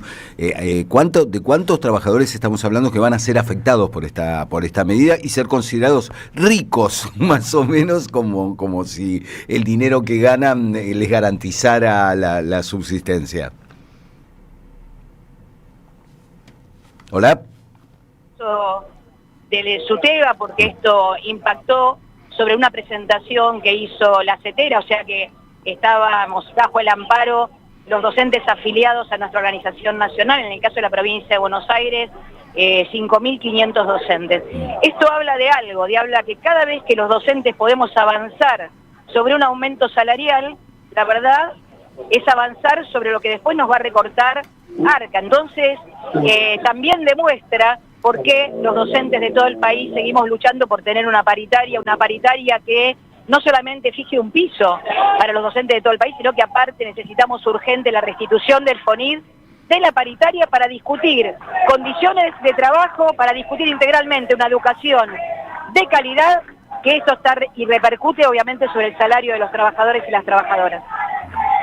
María Laura, te agradezco, acompañar la lucha por lo menos desde la difusión, cómo sigue esto, además se viene el fin de año en el cual se pierde un poco, ¿no?, en el foco público la importancia de los docentes, ¿no? Se cree que los docentes dejan de trabajar porque llegan las fiestas y todo eso, entonces imagino que es difícil también instalar esta lucha en este momento del año. Bueno, es como vos dijiste, ¿no? Esto no termina acá. Vamos a seguir luchando, pero no solamente sectorialmente, sino en el conjunto con el conjunto de la clase trabajadora. Nosotros estamos nucleados dentro de lo que es la CTA de los trabajadores, que lidera el maestro Boyaski, pero también en conjunto y en unidad con la otra CTA y con sectores muy grandes de la CGT, estamos caminando en la calle, estamos también discutiendo, la reforma laboral que quieren imponer. Vamos a tener un fin de año con muchísima complejidad, con un sector muy grande del pueblo argentino que está por debajo de la línea de pobreza, pero yo estoy absolutamente convencida que esto no llegó para quedarse, porque hay un pueblo que tiene memoria, y aparte porque hay un pueblo y mucha juventud que está convencida y organizada conjuntamente con los sectores de los trabajadores para avanzar y decirle que no a estas políticas de ajuste una vez más. ¿Qué expectativa tenés con respecto a la nueva conducción de la CGT y las primeras declaraciones y las primeras acciones, o por lo menos declaraciones de intención de la nueva conducción? Bueno, eso deberán decirlo los compañeros afiliados a la central, a la CGT. Nosotros tenemos siempre todas las expectativas que cuando los trabajadores tienen la palabra, tienen la voz y pueden avanzar en democracia sindical, siempre es beneficioso para todas las entidades de base, así que deberán ser los compañeros y las compañeras de la CGT quienes puedan contestar eso. Nosotros, siempre que podemos estar en la calle y discutiendo con la CGT, con la CTA autónoma y con nuestra CTA de los trabajadores, bienvenido sea la unidad, porque es lo que el pueblo hoy no solamente necesita, creo que lo está pidiendo y lo está gritando fuertemente. María Laura, te mando un gran abrazo, gracias. Abrazo para ustedes y gracias por darnos la palabra. Es muy importante para nosotros y nosotras. Muy bien. Hasta luego. Martín, ¿estás ahí? Estoy acá. ¿Qué fin de año nos espera, compañeros? Bien movidito. Cuando sale el gremio docente CETERA a la calle es porque la cosa está complicada y al mismo tiempo sabe cualquier gestión de gobierno, lo hemos visto en los últimos 15, 20 años aproximadamente, que quienes quieren atacar a los gremios docentes nucleados en CETERA, cuando se movilizan, dan marcha atrás un montón de medidas que han tomado en contra de este sector porque es uno de los gremios más fuertes. Y al mismo tiempo la derecha, cuando gobierna, sabe que avapullando o metiéndole cuña a los gremios docentes y tratar de desintegrarlos, quieren decir que pueden avanzar con cualquier sector laboral porque, si derrotan al más fuerte, van a ir por los gremios más débiles, ¿no? Sí, claramente. Martín, cualquier cosa nos pegas el grito, te dejamos ahí laburando en la calle. Dale, cómo no, Edu, estamos acá. Un gran abrazo. Martín Suárez es de la movilización que está llevando a cabo los gremios docentes allí en el Ministerio de Economía, aquí nomás en el centro de la ciudad de Buenos Aires. 11:21. Les quiero contar qué día de tomatazo en ECAS. Llegás y te cagan a tomates. No, mentira. La empresa cooperativa de alimentos soberanos ofrece este jueves de tomatazo. Tenés la caja de salsa de tomate, una caja 8.60, 3 cajas 750 cada una, ¿no? Baja el precio por eso. Y si no tenés la botella de salsa de tomate, el tomate triturado, de una botella 2.100 o 3 botellas a 1.900 pesos cada una. Sale más rica la salsita con el tomate triturado de botella, ¿no? Queda más elegante la salsa. La demás salsa, después no puedo opinar sobre temas que desconozco. Nada de salsa. Vos sos un arado cocinando, ¿no? Vos no te cocinás ni un huevo frito. ¿Cosas a la parrilla? No, sí, alguna cosa a la parrilla hago, pero después pocas cosas más. Claro, yo que soy salsero prefiero el tomate triturado en botella. Claro. ¿Vos sí, Rulo, salsero? Soy salsero, sí. Me encargo de las compras. Así que. Bien. ¡Apa! Aclaremos que no te referís a ir a bailar salsa, sino a hacer. No. Está muy bien. Bueno, ¿dónde pueden ustedes conseguir estas ofertas del tomatazo? Bueno, por supuesto, todo esto se enteran en las redes, ¿no? En @Somoseca tenés todas estas y otras ofertas, pero podés pasar por Serrano 461, Avenida Díaz Vélez 3761, Arana 293 y El Abasto, que ECA señala como uno de sus mejores locales, con bocha de ofertas allí en La Matanza, en Monseñor Bufano 2201. Sigan a ECAS, la empresa cooperativa de alimentos soberanos, a los cuales nos da mucho orgullo y alegría acompañar. ¿Recomiendo algo más, señor Pinus? Yo lo miro a Pinus y si él me habilita, yo les cuento que Nani Cocina Armenia, ¿hoy qué día es? ¿Jueves?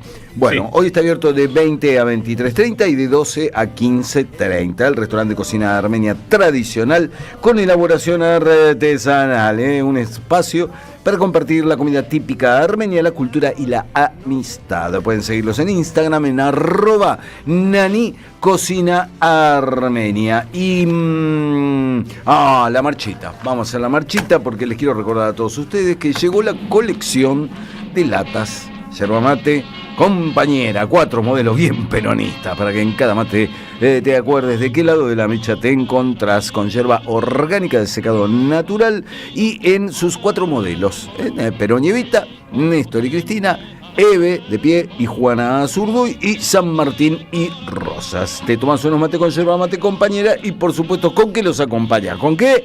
Alfajores Pocho, ¿te comes uno? ¡Te clavas 8, papá! Claro que sí, en sus 4 sabores: chocolate, dulce de leche, chocolate blanco y frutos rojos. Todo esto lo conseguís en todos los Perón de aquí y del exterior: Palermo, San Telmo, Córdoba, Lanús y Madrid. O si no, lo puedes pedir online con envíos a todo el país. Seguilos en @Perón Restopar.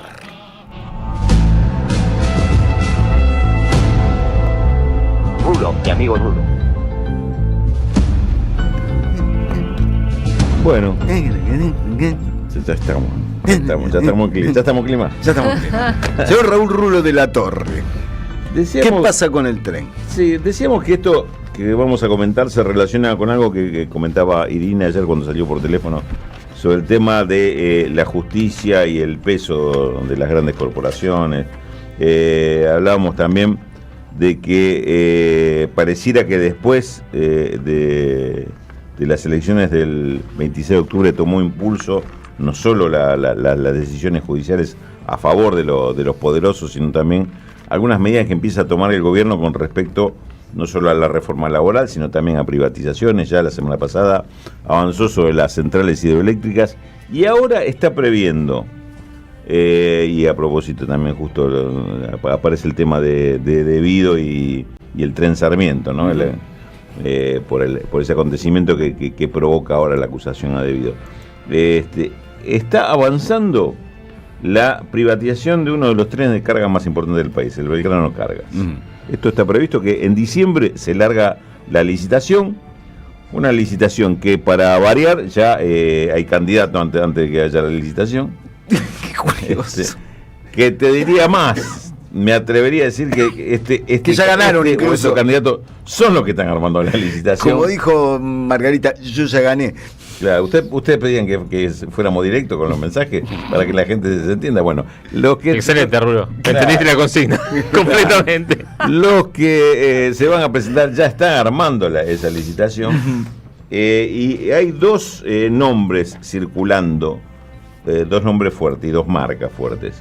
Una es Ferromex, una empresa, como su nombre lo sugiere, mexicana. Claro.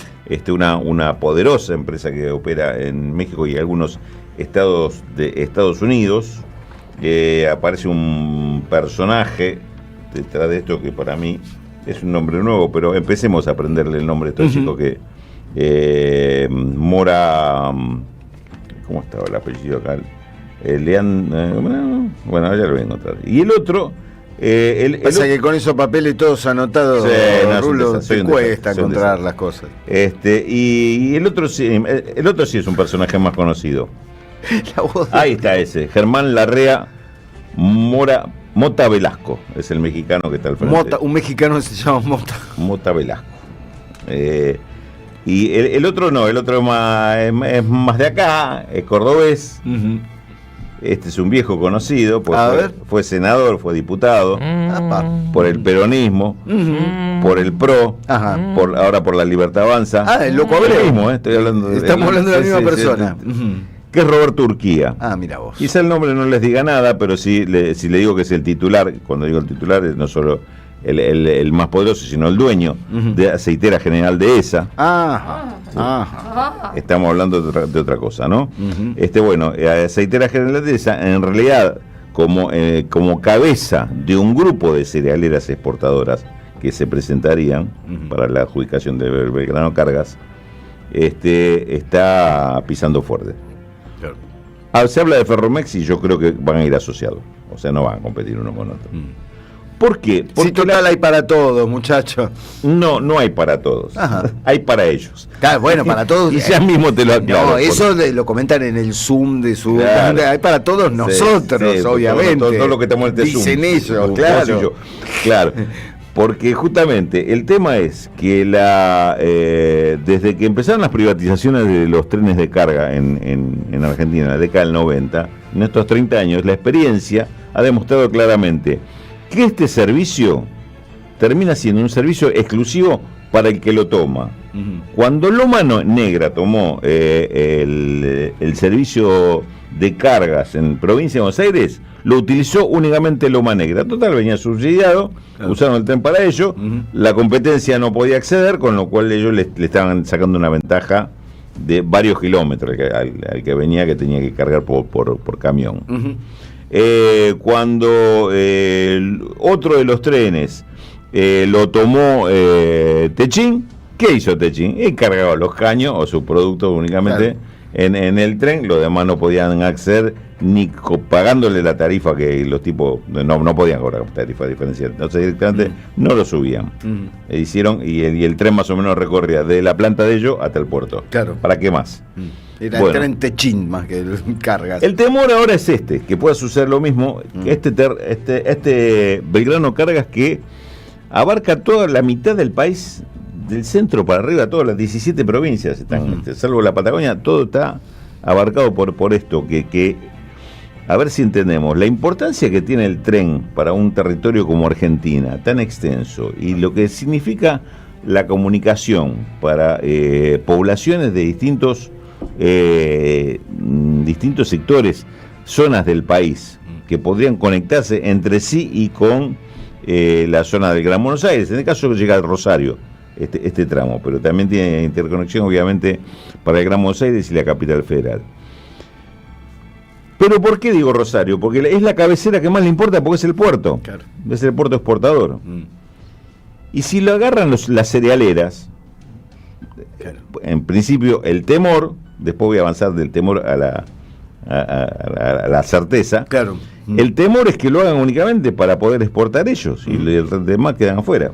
Porque una vez que haces el tendido de vías lo puedes usar para carga o para transporte de pasajeros. Claro. Y si lo usas para carga, puede ser para carga grande, carga chica. Es decir, cualquiera, yo voy con lo mío. Tengo un camión de producto y lo cargo al tren y el tren me lo lleva hasta donde, a 500 kilómetros, 1000 kilómetros, a donde sea. Pero si los dueños son ellos y además las condiciones que ya se anticipan de la licitación es que ellos mismos van a hacer las inversiones, es decir, ¿qué inversiones van a hacer? Estamos jodidos. Estamos muy jodidos, porque obviamente no le van a poner una estación cada 30 kilómetros para que toda la población tenga acceso al tren. No va a ser claramente no va a ser una prioridad para no va a ser una que por algo se quiere quedar con el tren. Al contrario, si la inversión la van a tener que hacer ellos, va a ser una carga. Claro.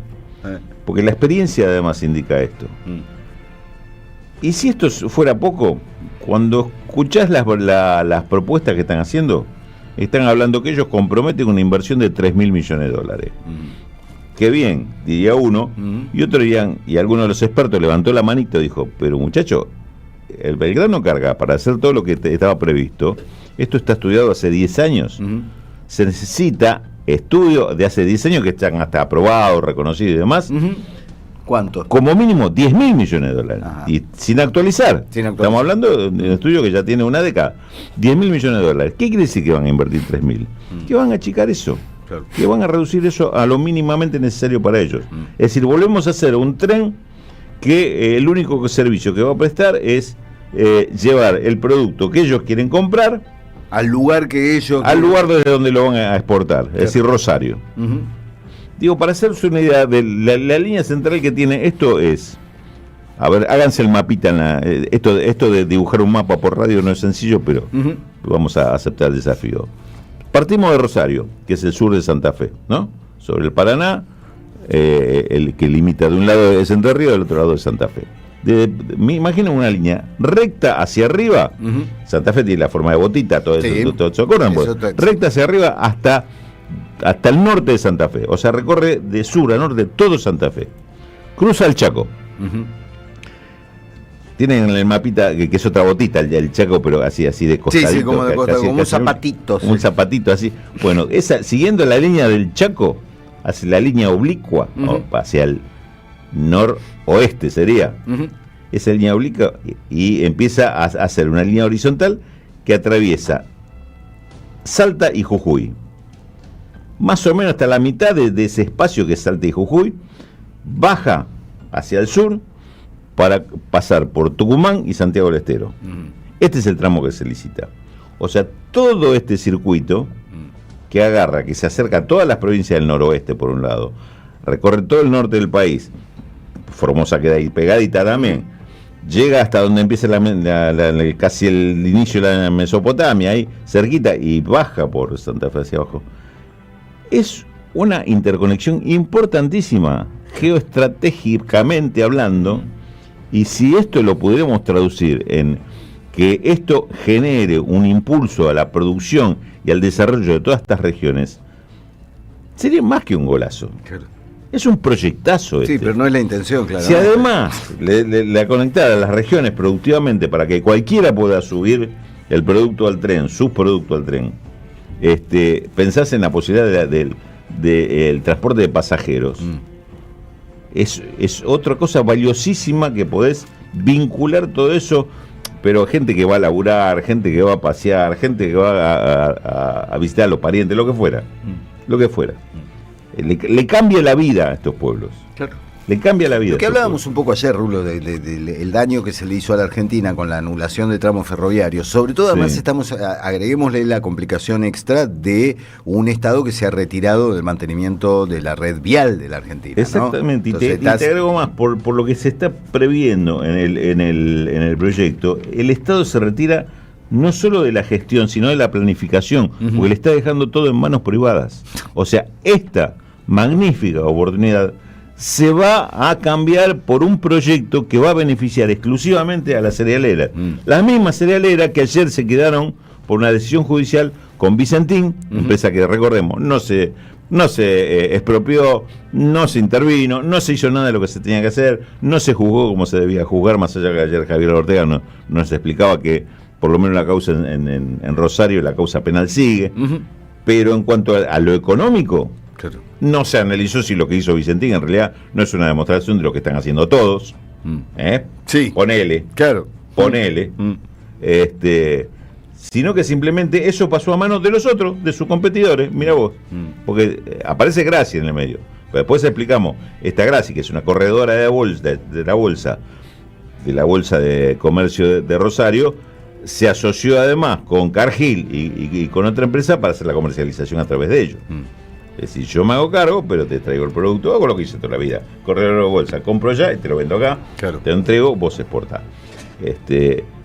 Y dije, destaqué así, dejéme ver como un subrayadito de la Bolsa de Comercio de Rosario, pues la Bolsa de Comercio de Rosario está atrás de este proyecto también. Ajá. Está apoyando el proyecto que encabeza Roberto Urquía. Empiecen a memorizar estos nombres, van a ser muy importantes. Si no nos quedamos siempre con Techín y los Roca y qué sé yo. ¿Cuántos personajes oscuros hay detrás que también lleva a cabo las mismas acciones? Entonces, digamos, lo que podría ser un gran proyecto, acá sí que hay un gran proyecto nacional y de integración, de desarrollo, de cambiar las condiciones laborales y de producción, que no exportemos únicamente cereales. No, nada de eso. Nada de eso. Lo que se va a hacer es poner esta enorme forma de comunicación que es el tren, en manos de la misma cerealera, que son las beneficiarias de este proyecto, indudablemente. Exportar cereales. Esto se aparece reforzado por este proyecto que el gobierno Milei está muy dispuesto a llevarlo a cabo ahora no más. En la primera quincena de diciembre va a estar la novedad de esta licitación. Claro. Sí, estamos hablando de empresas a las cuales les diseñaron una baja de retenciones a medida para que ganaran ellos y no los productores, ¿no? El lunes estuvieron reunidos con Caputo, las dos empresas que encabezaron cuando armaron la vaquita esa de las retenciones, las dos que encabezaron, Viterra y Bunge, que además están en proceso de fusión entre ambos. O sea que no son dos, es una empresa.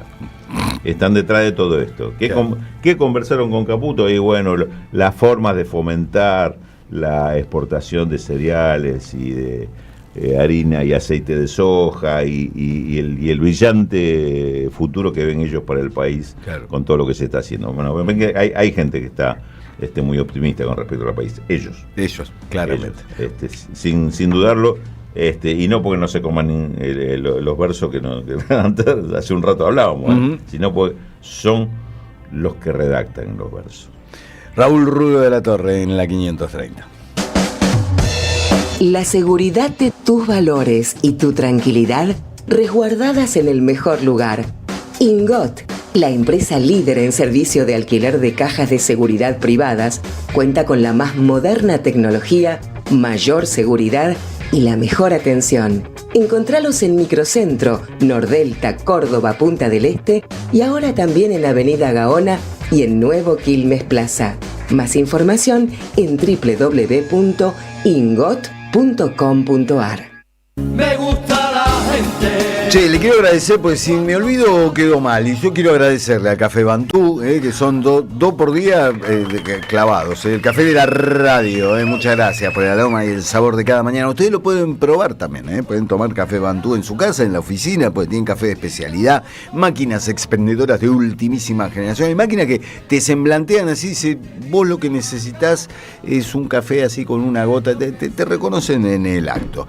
www.cafebantú.com.ar. O lo pueden seguir en Instagram, @cafebantú, una leyenda de aromas y sabores que inspiran. Vamos con la última tanda publicitaria de Siempre Soy. Ya volvemos, que todavía Irina no sabe todas las cosas que tiene ahí guardadas en los cuadernos que no son cuadernos centeno mágicos. Son que me cargan porque sigo usando cuadernitos. Acá con el Rulo también. Yo también sigo. Yo también tengo mi cuadernito. Lo que pasa es que no lo saco porque. Bienvenidos al club. Pero ahora mira, ahora voy a ir a la mochila y les muestro. Yo también tengo mi cuadernito.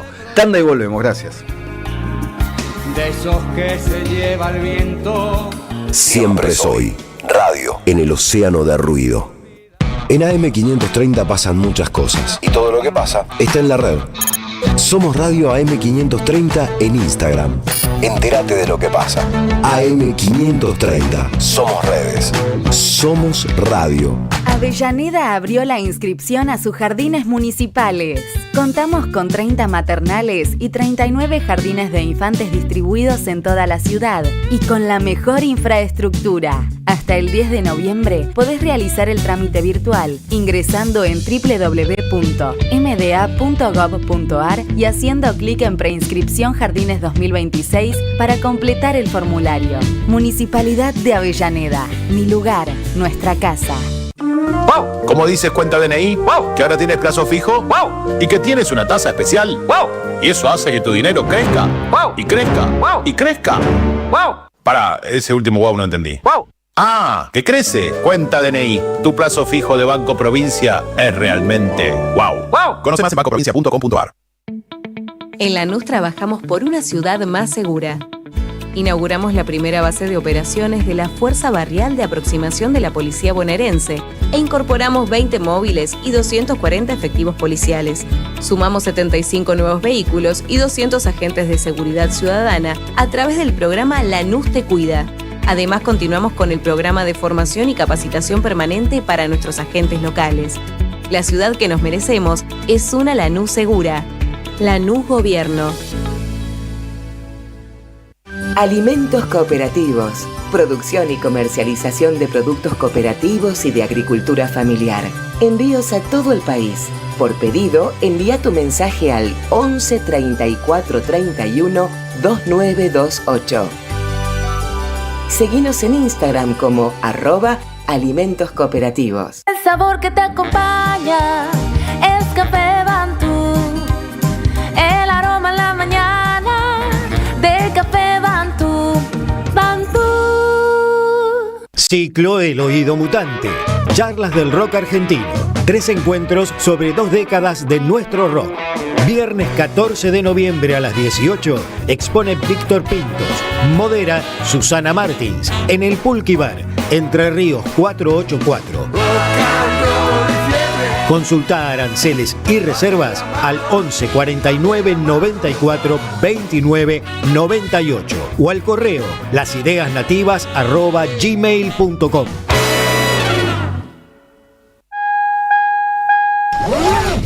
Gracias, mami. Escuchar este mensaje te toma más tiempo que abrochar tu cinturón o la sillita de tu hija o hijo. Un clic que salva. Ministerio de Transporte, Gobierno de la Provincia de Buenos Aires. Buscamos informar, escuchar, debatir, pensar, para acercarnos entre todos a la realidad. AM530 Somos Radio. Buscamos la verdad siempre.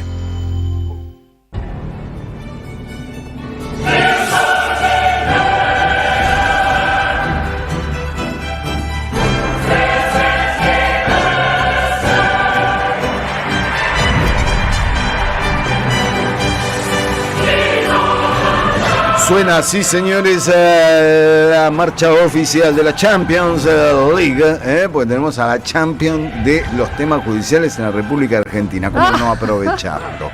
Irina Hauser, ¿qué más tenés en tu bolsa de verdades? ¿Qué más tenés? ¿Qué más querés? ¿Qué más querés? Te voy a hablar del caso Libra nuevamente. Yo lo hago porque creo que trato de no aburrirlos. No, pero es que alguien tiene que hablar porque viste que va desapareciendo el tema. De 3% ya casi no se habla. Esa es ¿no? otra. Bueno, pero todo, viste que ahí el hilo conductor es el tema de los sobornos. Claro. Y en el caso Libra perdemos de vista que también se trata de sobornos, no solamente de una estafa, ¿no? Bueno, ayer Sabrina Selva, la diputada de Unión por la Patria, que es una de las integrantes de la comisión investigadora de la estafa Libra, reveló un dato que nadie había visto. Lo puso en la red X con el título Libra y Karina.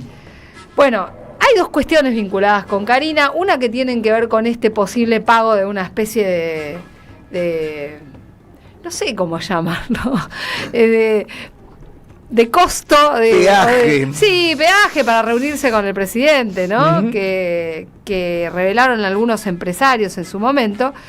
Pero lo que encuentra Sabrina Selva tiene que ver con un tema que está vinculado. Dice, hasta acá sabemos que Karina Milei le abrió la puerta de la Casa Rosada a los gestores de la estafa, participó de reuniones y fue acusada por uno de ellos, Hayden Davis, el empresario norteamericano, estadounidense, ¿no?, que creó la criptomoneda, de haber recibido dinero para que Milei hiciera lo que Davis le decía. De hecho, hay unos chats revelados en varios sitios especializados en la temática cripto que publicaron, o sea, donde están publicadas esas conversaciones de Davis con otros empresarios, donde dicen que le pagaba a la hermana del presidente para que el presidente hiciera lo que él quería. ¿Por qué dice Sabrina Selva que ella le abría la puerta de la Casa Rosada para los que intervinieron en el armado de esta trama del lanzamiento de Libra?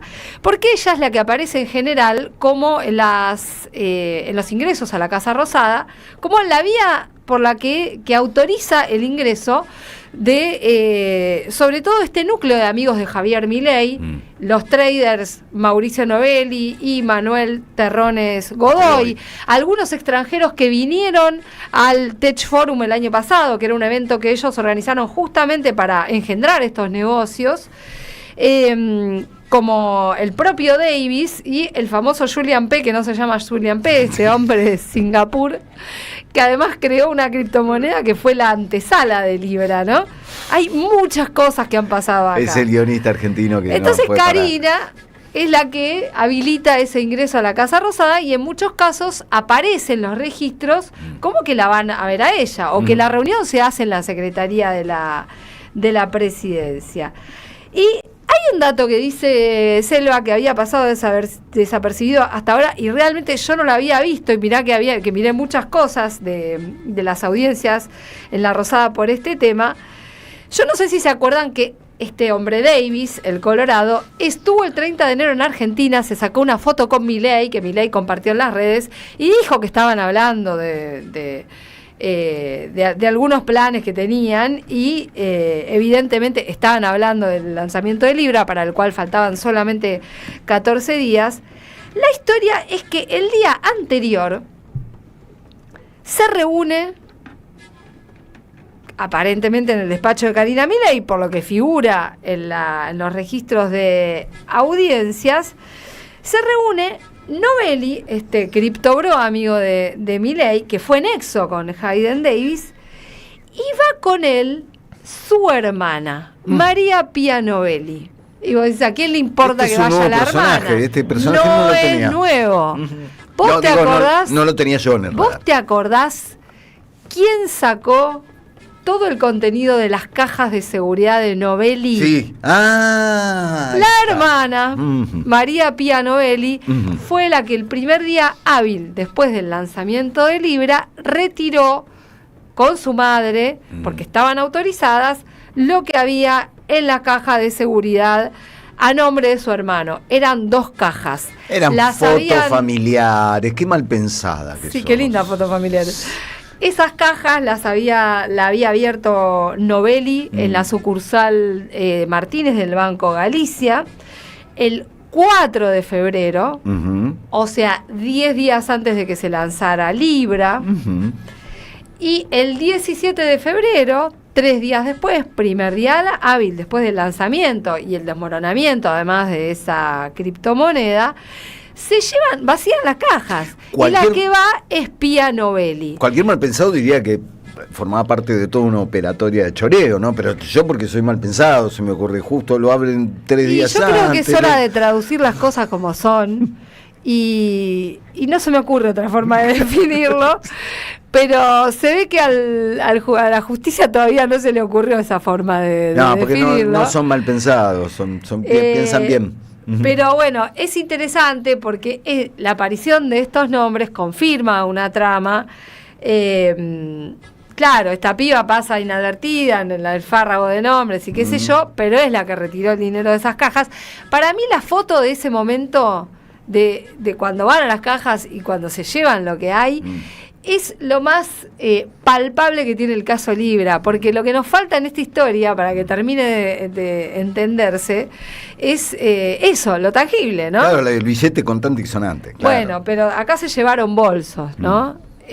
Son los bolsos del caso Libra, y esta chica que fue a ver a Karina Milei, y la verdad es que yo creo que quienes iban a la Secretaría de la Presidencia también posiblemente fueron a ver al presidente, que fue muy activo en este tema y en la creación de este negocio.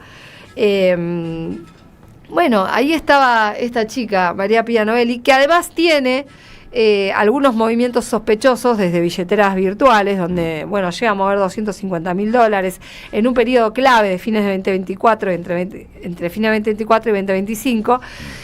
¿Por qué digo que es un periodo clave? Porque todo lo que pasó después del Tech Forum, que fue en octubre del año pasado, y febrero de este año, cuando se lanza Libra, hay que mirarlo con lujo de detalles, porque es el momento en que se producen las transferencias millonarias que permitieron fondear el lanzamiento de esta criptomoneda, claro, por la que después quienes tenían información privilegiada se terminaron llenando de guita, ¿no? Pero además de toda, o sea, en la ruta del dinero está esta chica, María Pía Novelli. La Comisión Libra tiene y reveló datos muy importantes sobre la ruta de ese dinero, que hace pensar tanto en que hubo personajes que se quedaron con guita de Libra, pero también que se pagaron sobornos. La comisión va a entregar su informe el día 18, o sea, la semana que viene, con sus conclusiones, que hasta ahora han sido más prolíficas que las del Poder Judicial. Muchas gracias, Irina Hauser. La causa Libra, no hay que olvidarse de estas cosas, no hay que olvidarse del Libra, del 3%, o sea, todo esto, el gobierno ha ganado una elección y pretende que, bueno, acá, ven, no ha pasado nada, pero no hay que seguir manteniéndolo en el candelero, en la cartelera, para que no se olviden estas cosas.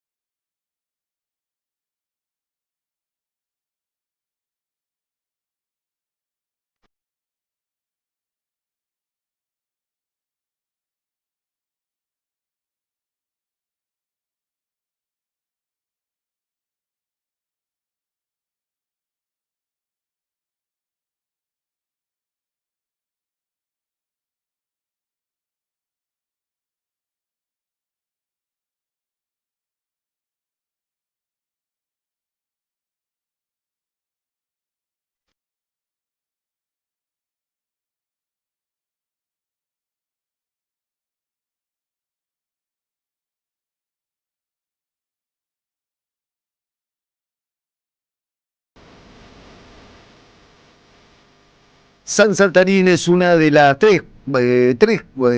son tres canciones que ya se conocían previamente de Divididos. El nuevo disco de Divididos se llama Divididos. San Saltarín, Cabalgata Deportiva y Mundo Ganado eran tres canciones que fue adelantando la banda, que ayer hizo una curiosa presentación allí en el Movistar Arena. Curiosa porque va a contramano de los tiempos, esto de convocar a la gente a sentarse y no hacer otra cosa más que escuchar un disco, cosa que a mí realmente me encanta como propuesta.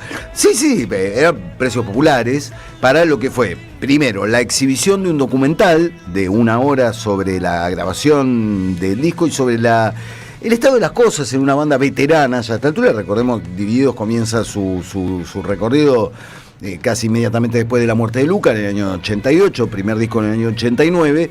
Estamos hablando de una banda veterana y sobre esas cosas también hablan en Sonidos, Barro y Piel, el documental que se exhibió anoche en el Movistar Arena.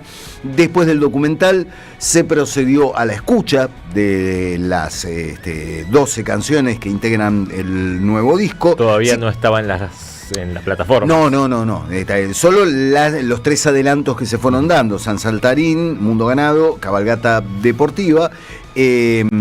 Ayer se subió a las plataformas Aliados en un Viaje, la primera canción del disco, y mañana viernes es el día del lanzamiento oficial de el disco. Entonces, bueno, se vio el documental tipo película, todo el mundo viendo la película del documental, después la escucha del disco, y después estuvieron Ricardo Catriel y Arnedo sobre el escenario en una entrevista pública conducida por Darío Stanzeta. Vos lo sabés pronunciar mejor. Stanriver. Gracias, Irina. Que fue también quien, Darío hizo también las entrevistas, las charlas que tuvieron con Ricardo, Diego y Catriel para el documental. Entonces, bueno, tuvieron ahí una charla, hicieron varias apreciaciones sobre por qué pasaron 15 años desde la edición de Amapola del 66. ¿Y por qué ahora? Les preguntó. Y Moyo y Arnedo, los dos dijeron más o menos, ¿por qué ahora? Y por qué sí. Y también hay un tema con Divididos, que es una banda que nunca abandona la actividad en vivo. Divididos es un grupo que le gusta tocar. Le disfruta mucho el hecho de subirse al escenario. Disfrutan mucho el hecho de tocar juntos. Hablaron de eso anoche, de esa sensación de Moyo habló de una colmena, de un espíritu de colmena, de una unidad que se produce entre ellos tres, en los cuales son tres músicos tocando, pero que de algún modo hay algo, esa cosa medio inasible y medio inexplicable, de una magia que se produce dentro de una banda, en la cual tres tipos se convierten en una unidad en la cual van respondiendo y se mueven en bloque haciendo cosas diferentes. Entonces, bueno, la intensa actividad en vivo llevó también a que, bueno, grabamos un disco cuando nos parezca que hay canciones para armar un disco. No dependen de un sello discográfico, trabajan de manera independiente. De hecho, el disco lo fueron grabando en el estudio La Calandria, allí en Hurlingham, donde tienen su base de operaciones. Y claramente la esencia de Divididos a esta altura es la de una banda viva, una banda que no se expresa explícito o estrictamente o solo o exclusivamente a través de las grabaciones.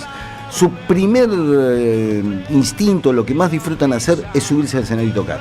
Y cuentan con un valor muy grande, que es que la gente responde. Porque Divididos te dice, bueno, van a tocar en Vélez, que fue lo que sucedió el año pasado, que es la decisión marketinera que tomaría una banda bajo contrato de una empresa discográfica. Bueno, si vas a tocar en Vélez tal mes, 3 meses antes no toques, porque tenés que llevar Vélez. Divididos, cuando tocó en Vélez, que lo llenó, 25 días antes hicieron una serie de shows en el Teatro de Flores, que es su segunda base de operaciones, uno de los lugares que más les gusta tocar. Y la gente va, la gente responde. Y la mirada prejuiciosa, pero Divididos va a seguir tocando la canción. Bueno, no sé, loco, se suben al escenario. Además, anoche dijeron algo que es muy cierto. Nunca una canción es la misma canción. Cuando la tocas en vivo, la canción que tocaste 1000 veces no es la canción que tocaste en el show anterior y en las 999 veces anteriores. Es una nueva canción, está sucediendo en ese momento. Y esa es la esencia de Divididos. Y si la gente acompaña, ¿por qué van a dejar de tocar? Si vos decís voy, toco y llenás el Movistar Arena. Es más, llenás el Movistar Arena para decir, vengan a escuchar el disco nuevo, vengan a sentarse a escuchar un disco, no a mirar el celular mientras estás escuchando un fragmento de una canción. Y la gente va y responde y les demuestra su amor. ¿Qué? ¿Van a decir, no, porque está mal tocar muy seguido? No. Entonces, lo de anoche tuvo así como una cosa, es que loco, ¿no? Que la gente venga simplemente a este acto, pero tiene todo que ver con la actitud que tiene Divididos ante eso. Un solo reclamo le voy a hacer. Porque yo además los quiero bien y ellos saben que los quiero bien y ellos tenemos una buena relación. Todo bien con Darío Z, pero era una banda de rock presentando un disco. Darío, Derrida, Nietzsche, todo bien, me parece bárbaro.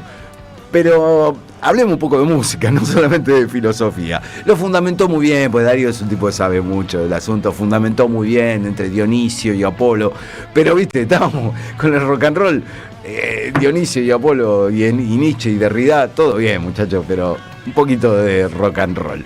Está muy bien el disco de Divididos, igual lo quiero escuchar fue una sola escucha, entonces tampoco quiero dar un juicio definitivo. Es una banda que por sobre todas las cosas las tenés que ir a ver en vivo y ahí te demuestran todos los valores. Pero el disco está muy bien y está bien que saquen un álbum nuevo. Prometió Catriel que va a seguir rompiéndole las pelotas a los otros dos para que siga habiendo discos de estudio.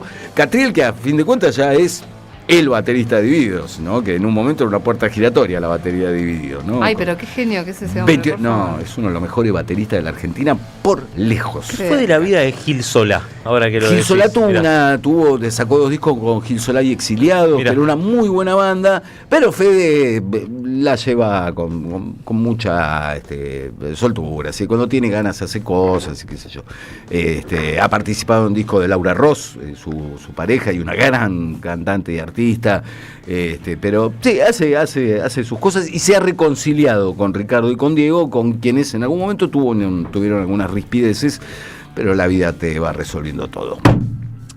Mañana lo van a poder escuchar completito. Lo tenés a Prince ahí. Vino Prince, mira qué grande, no falta nunca, este tipo nunca se enferma, nada. Una cosa de loco. Señor Prince, ¿qué tiene usted para decirnos? Come on ya, que nos vayamos de una buenísima vez. Silvina Hauser, muchas gracias. Por favor, un placer, faltaba más. Hemos pasado una gran mañana, todos juntos acá. Señor Rulo de la Torre, muchas gracias. Jorge Duarte y su remera de Pet Sounds. Adiós. Verde, Ferrocarril Oeste.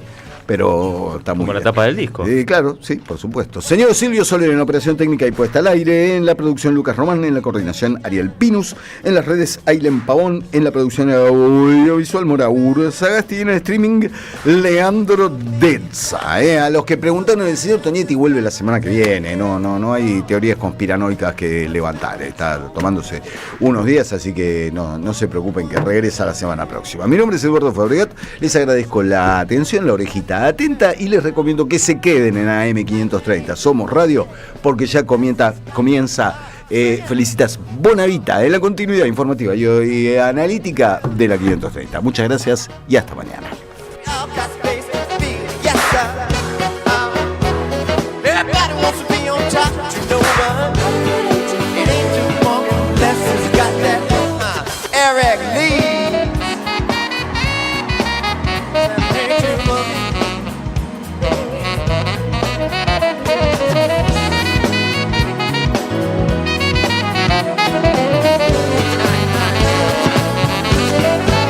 Ladies and gentlemen, Renato Neto.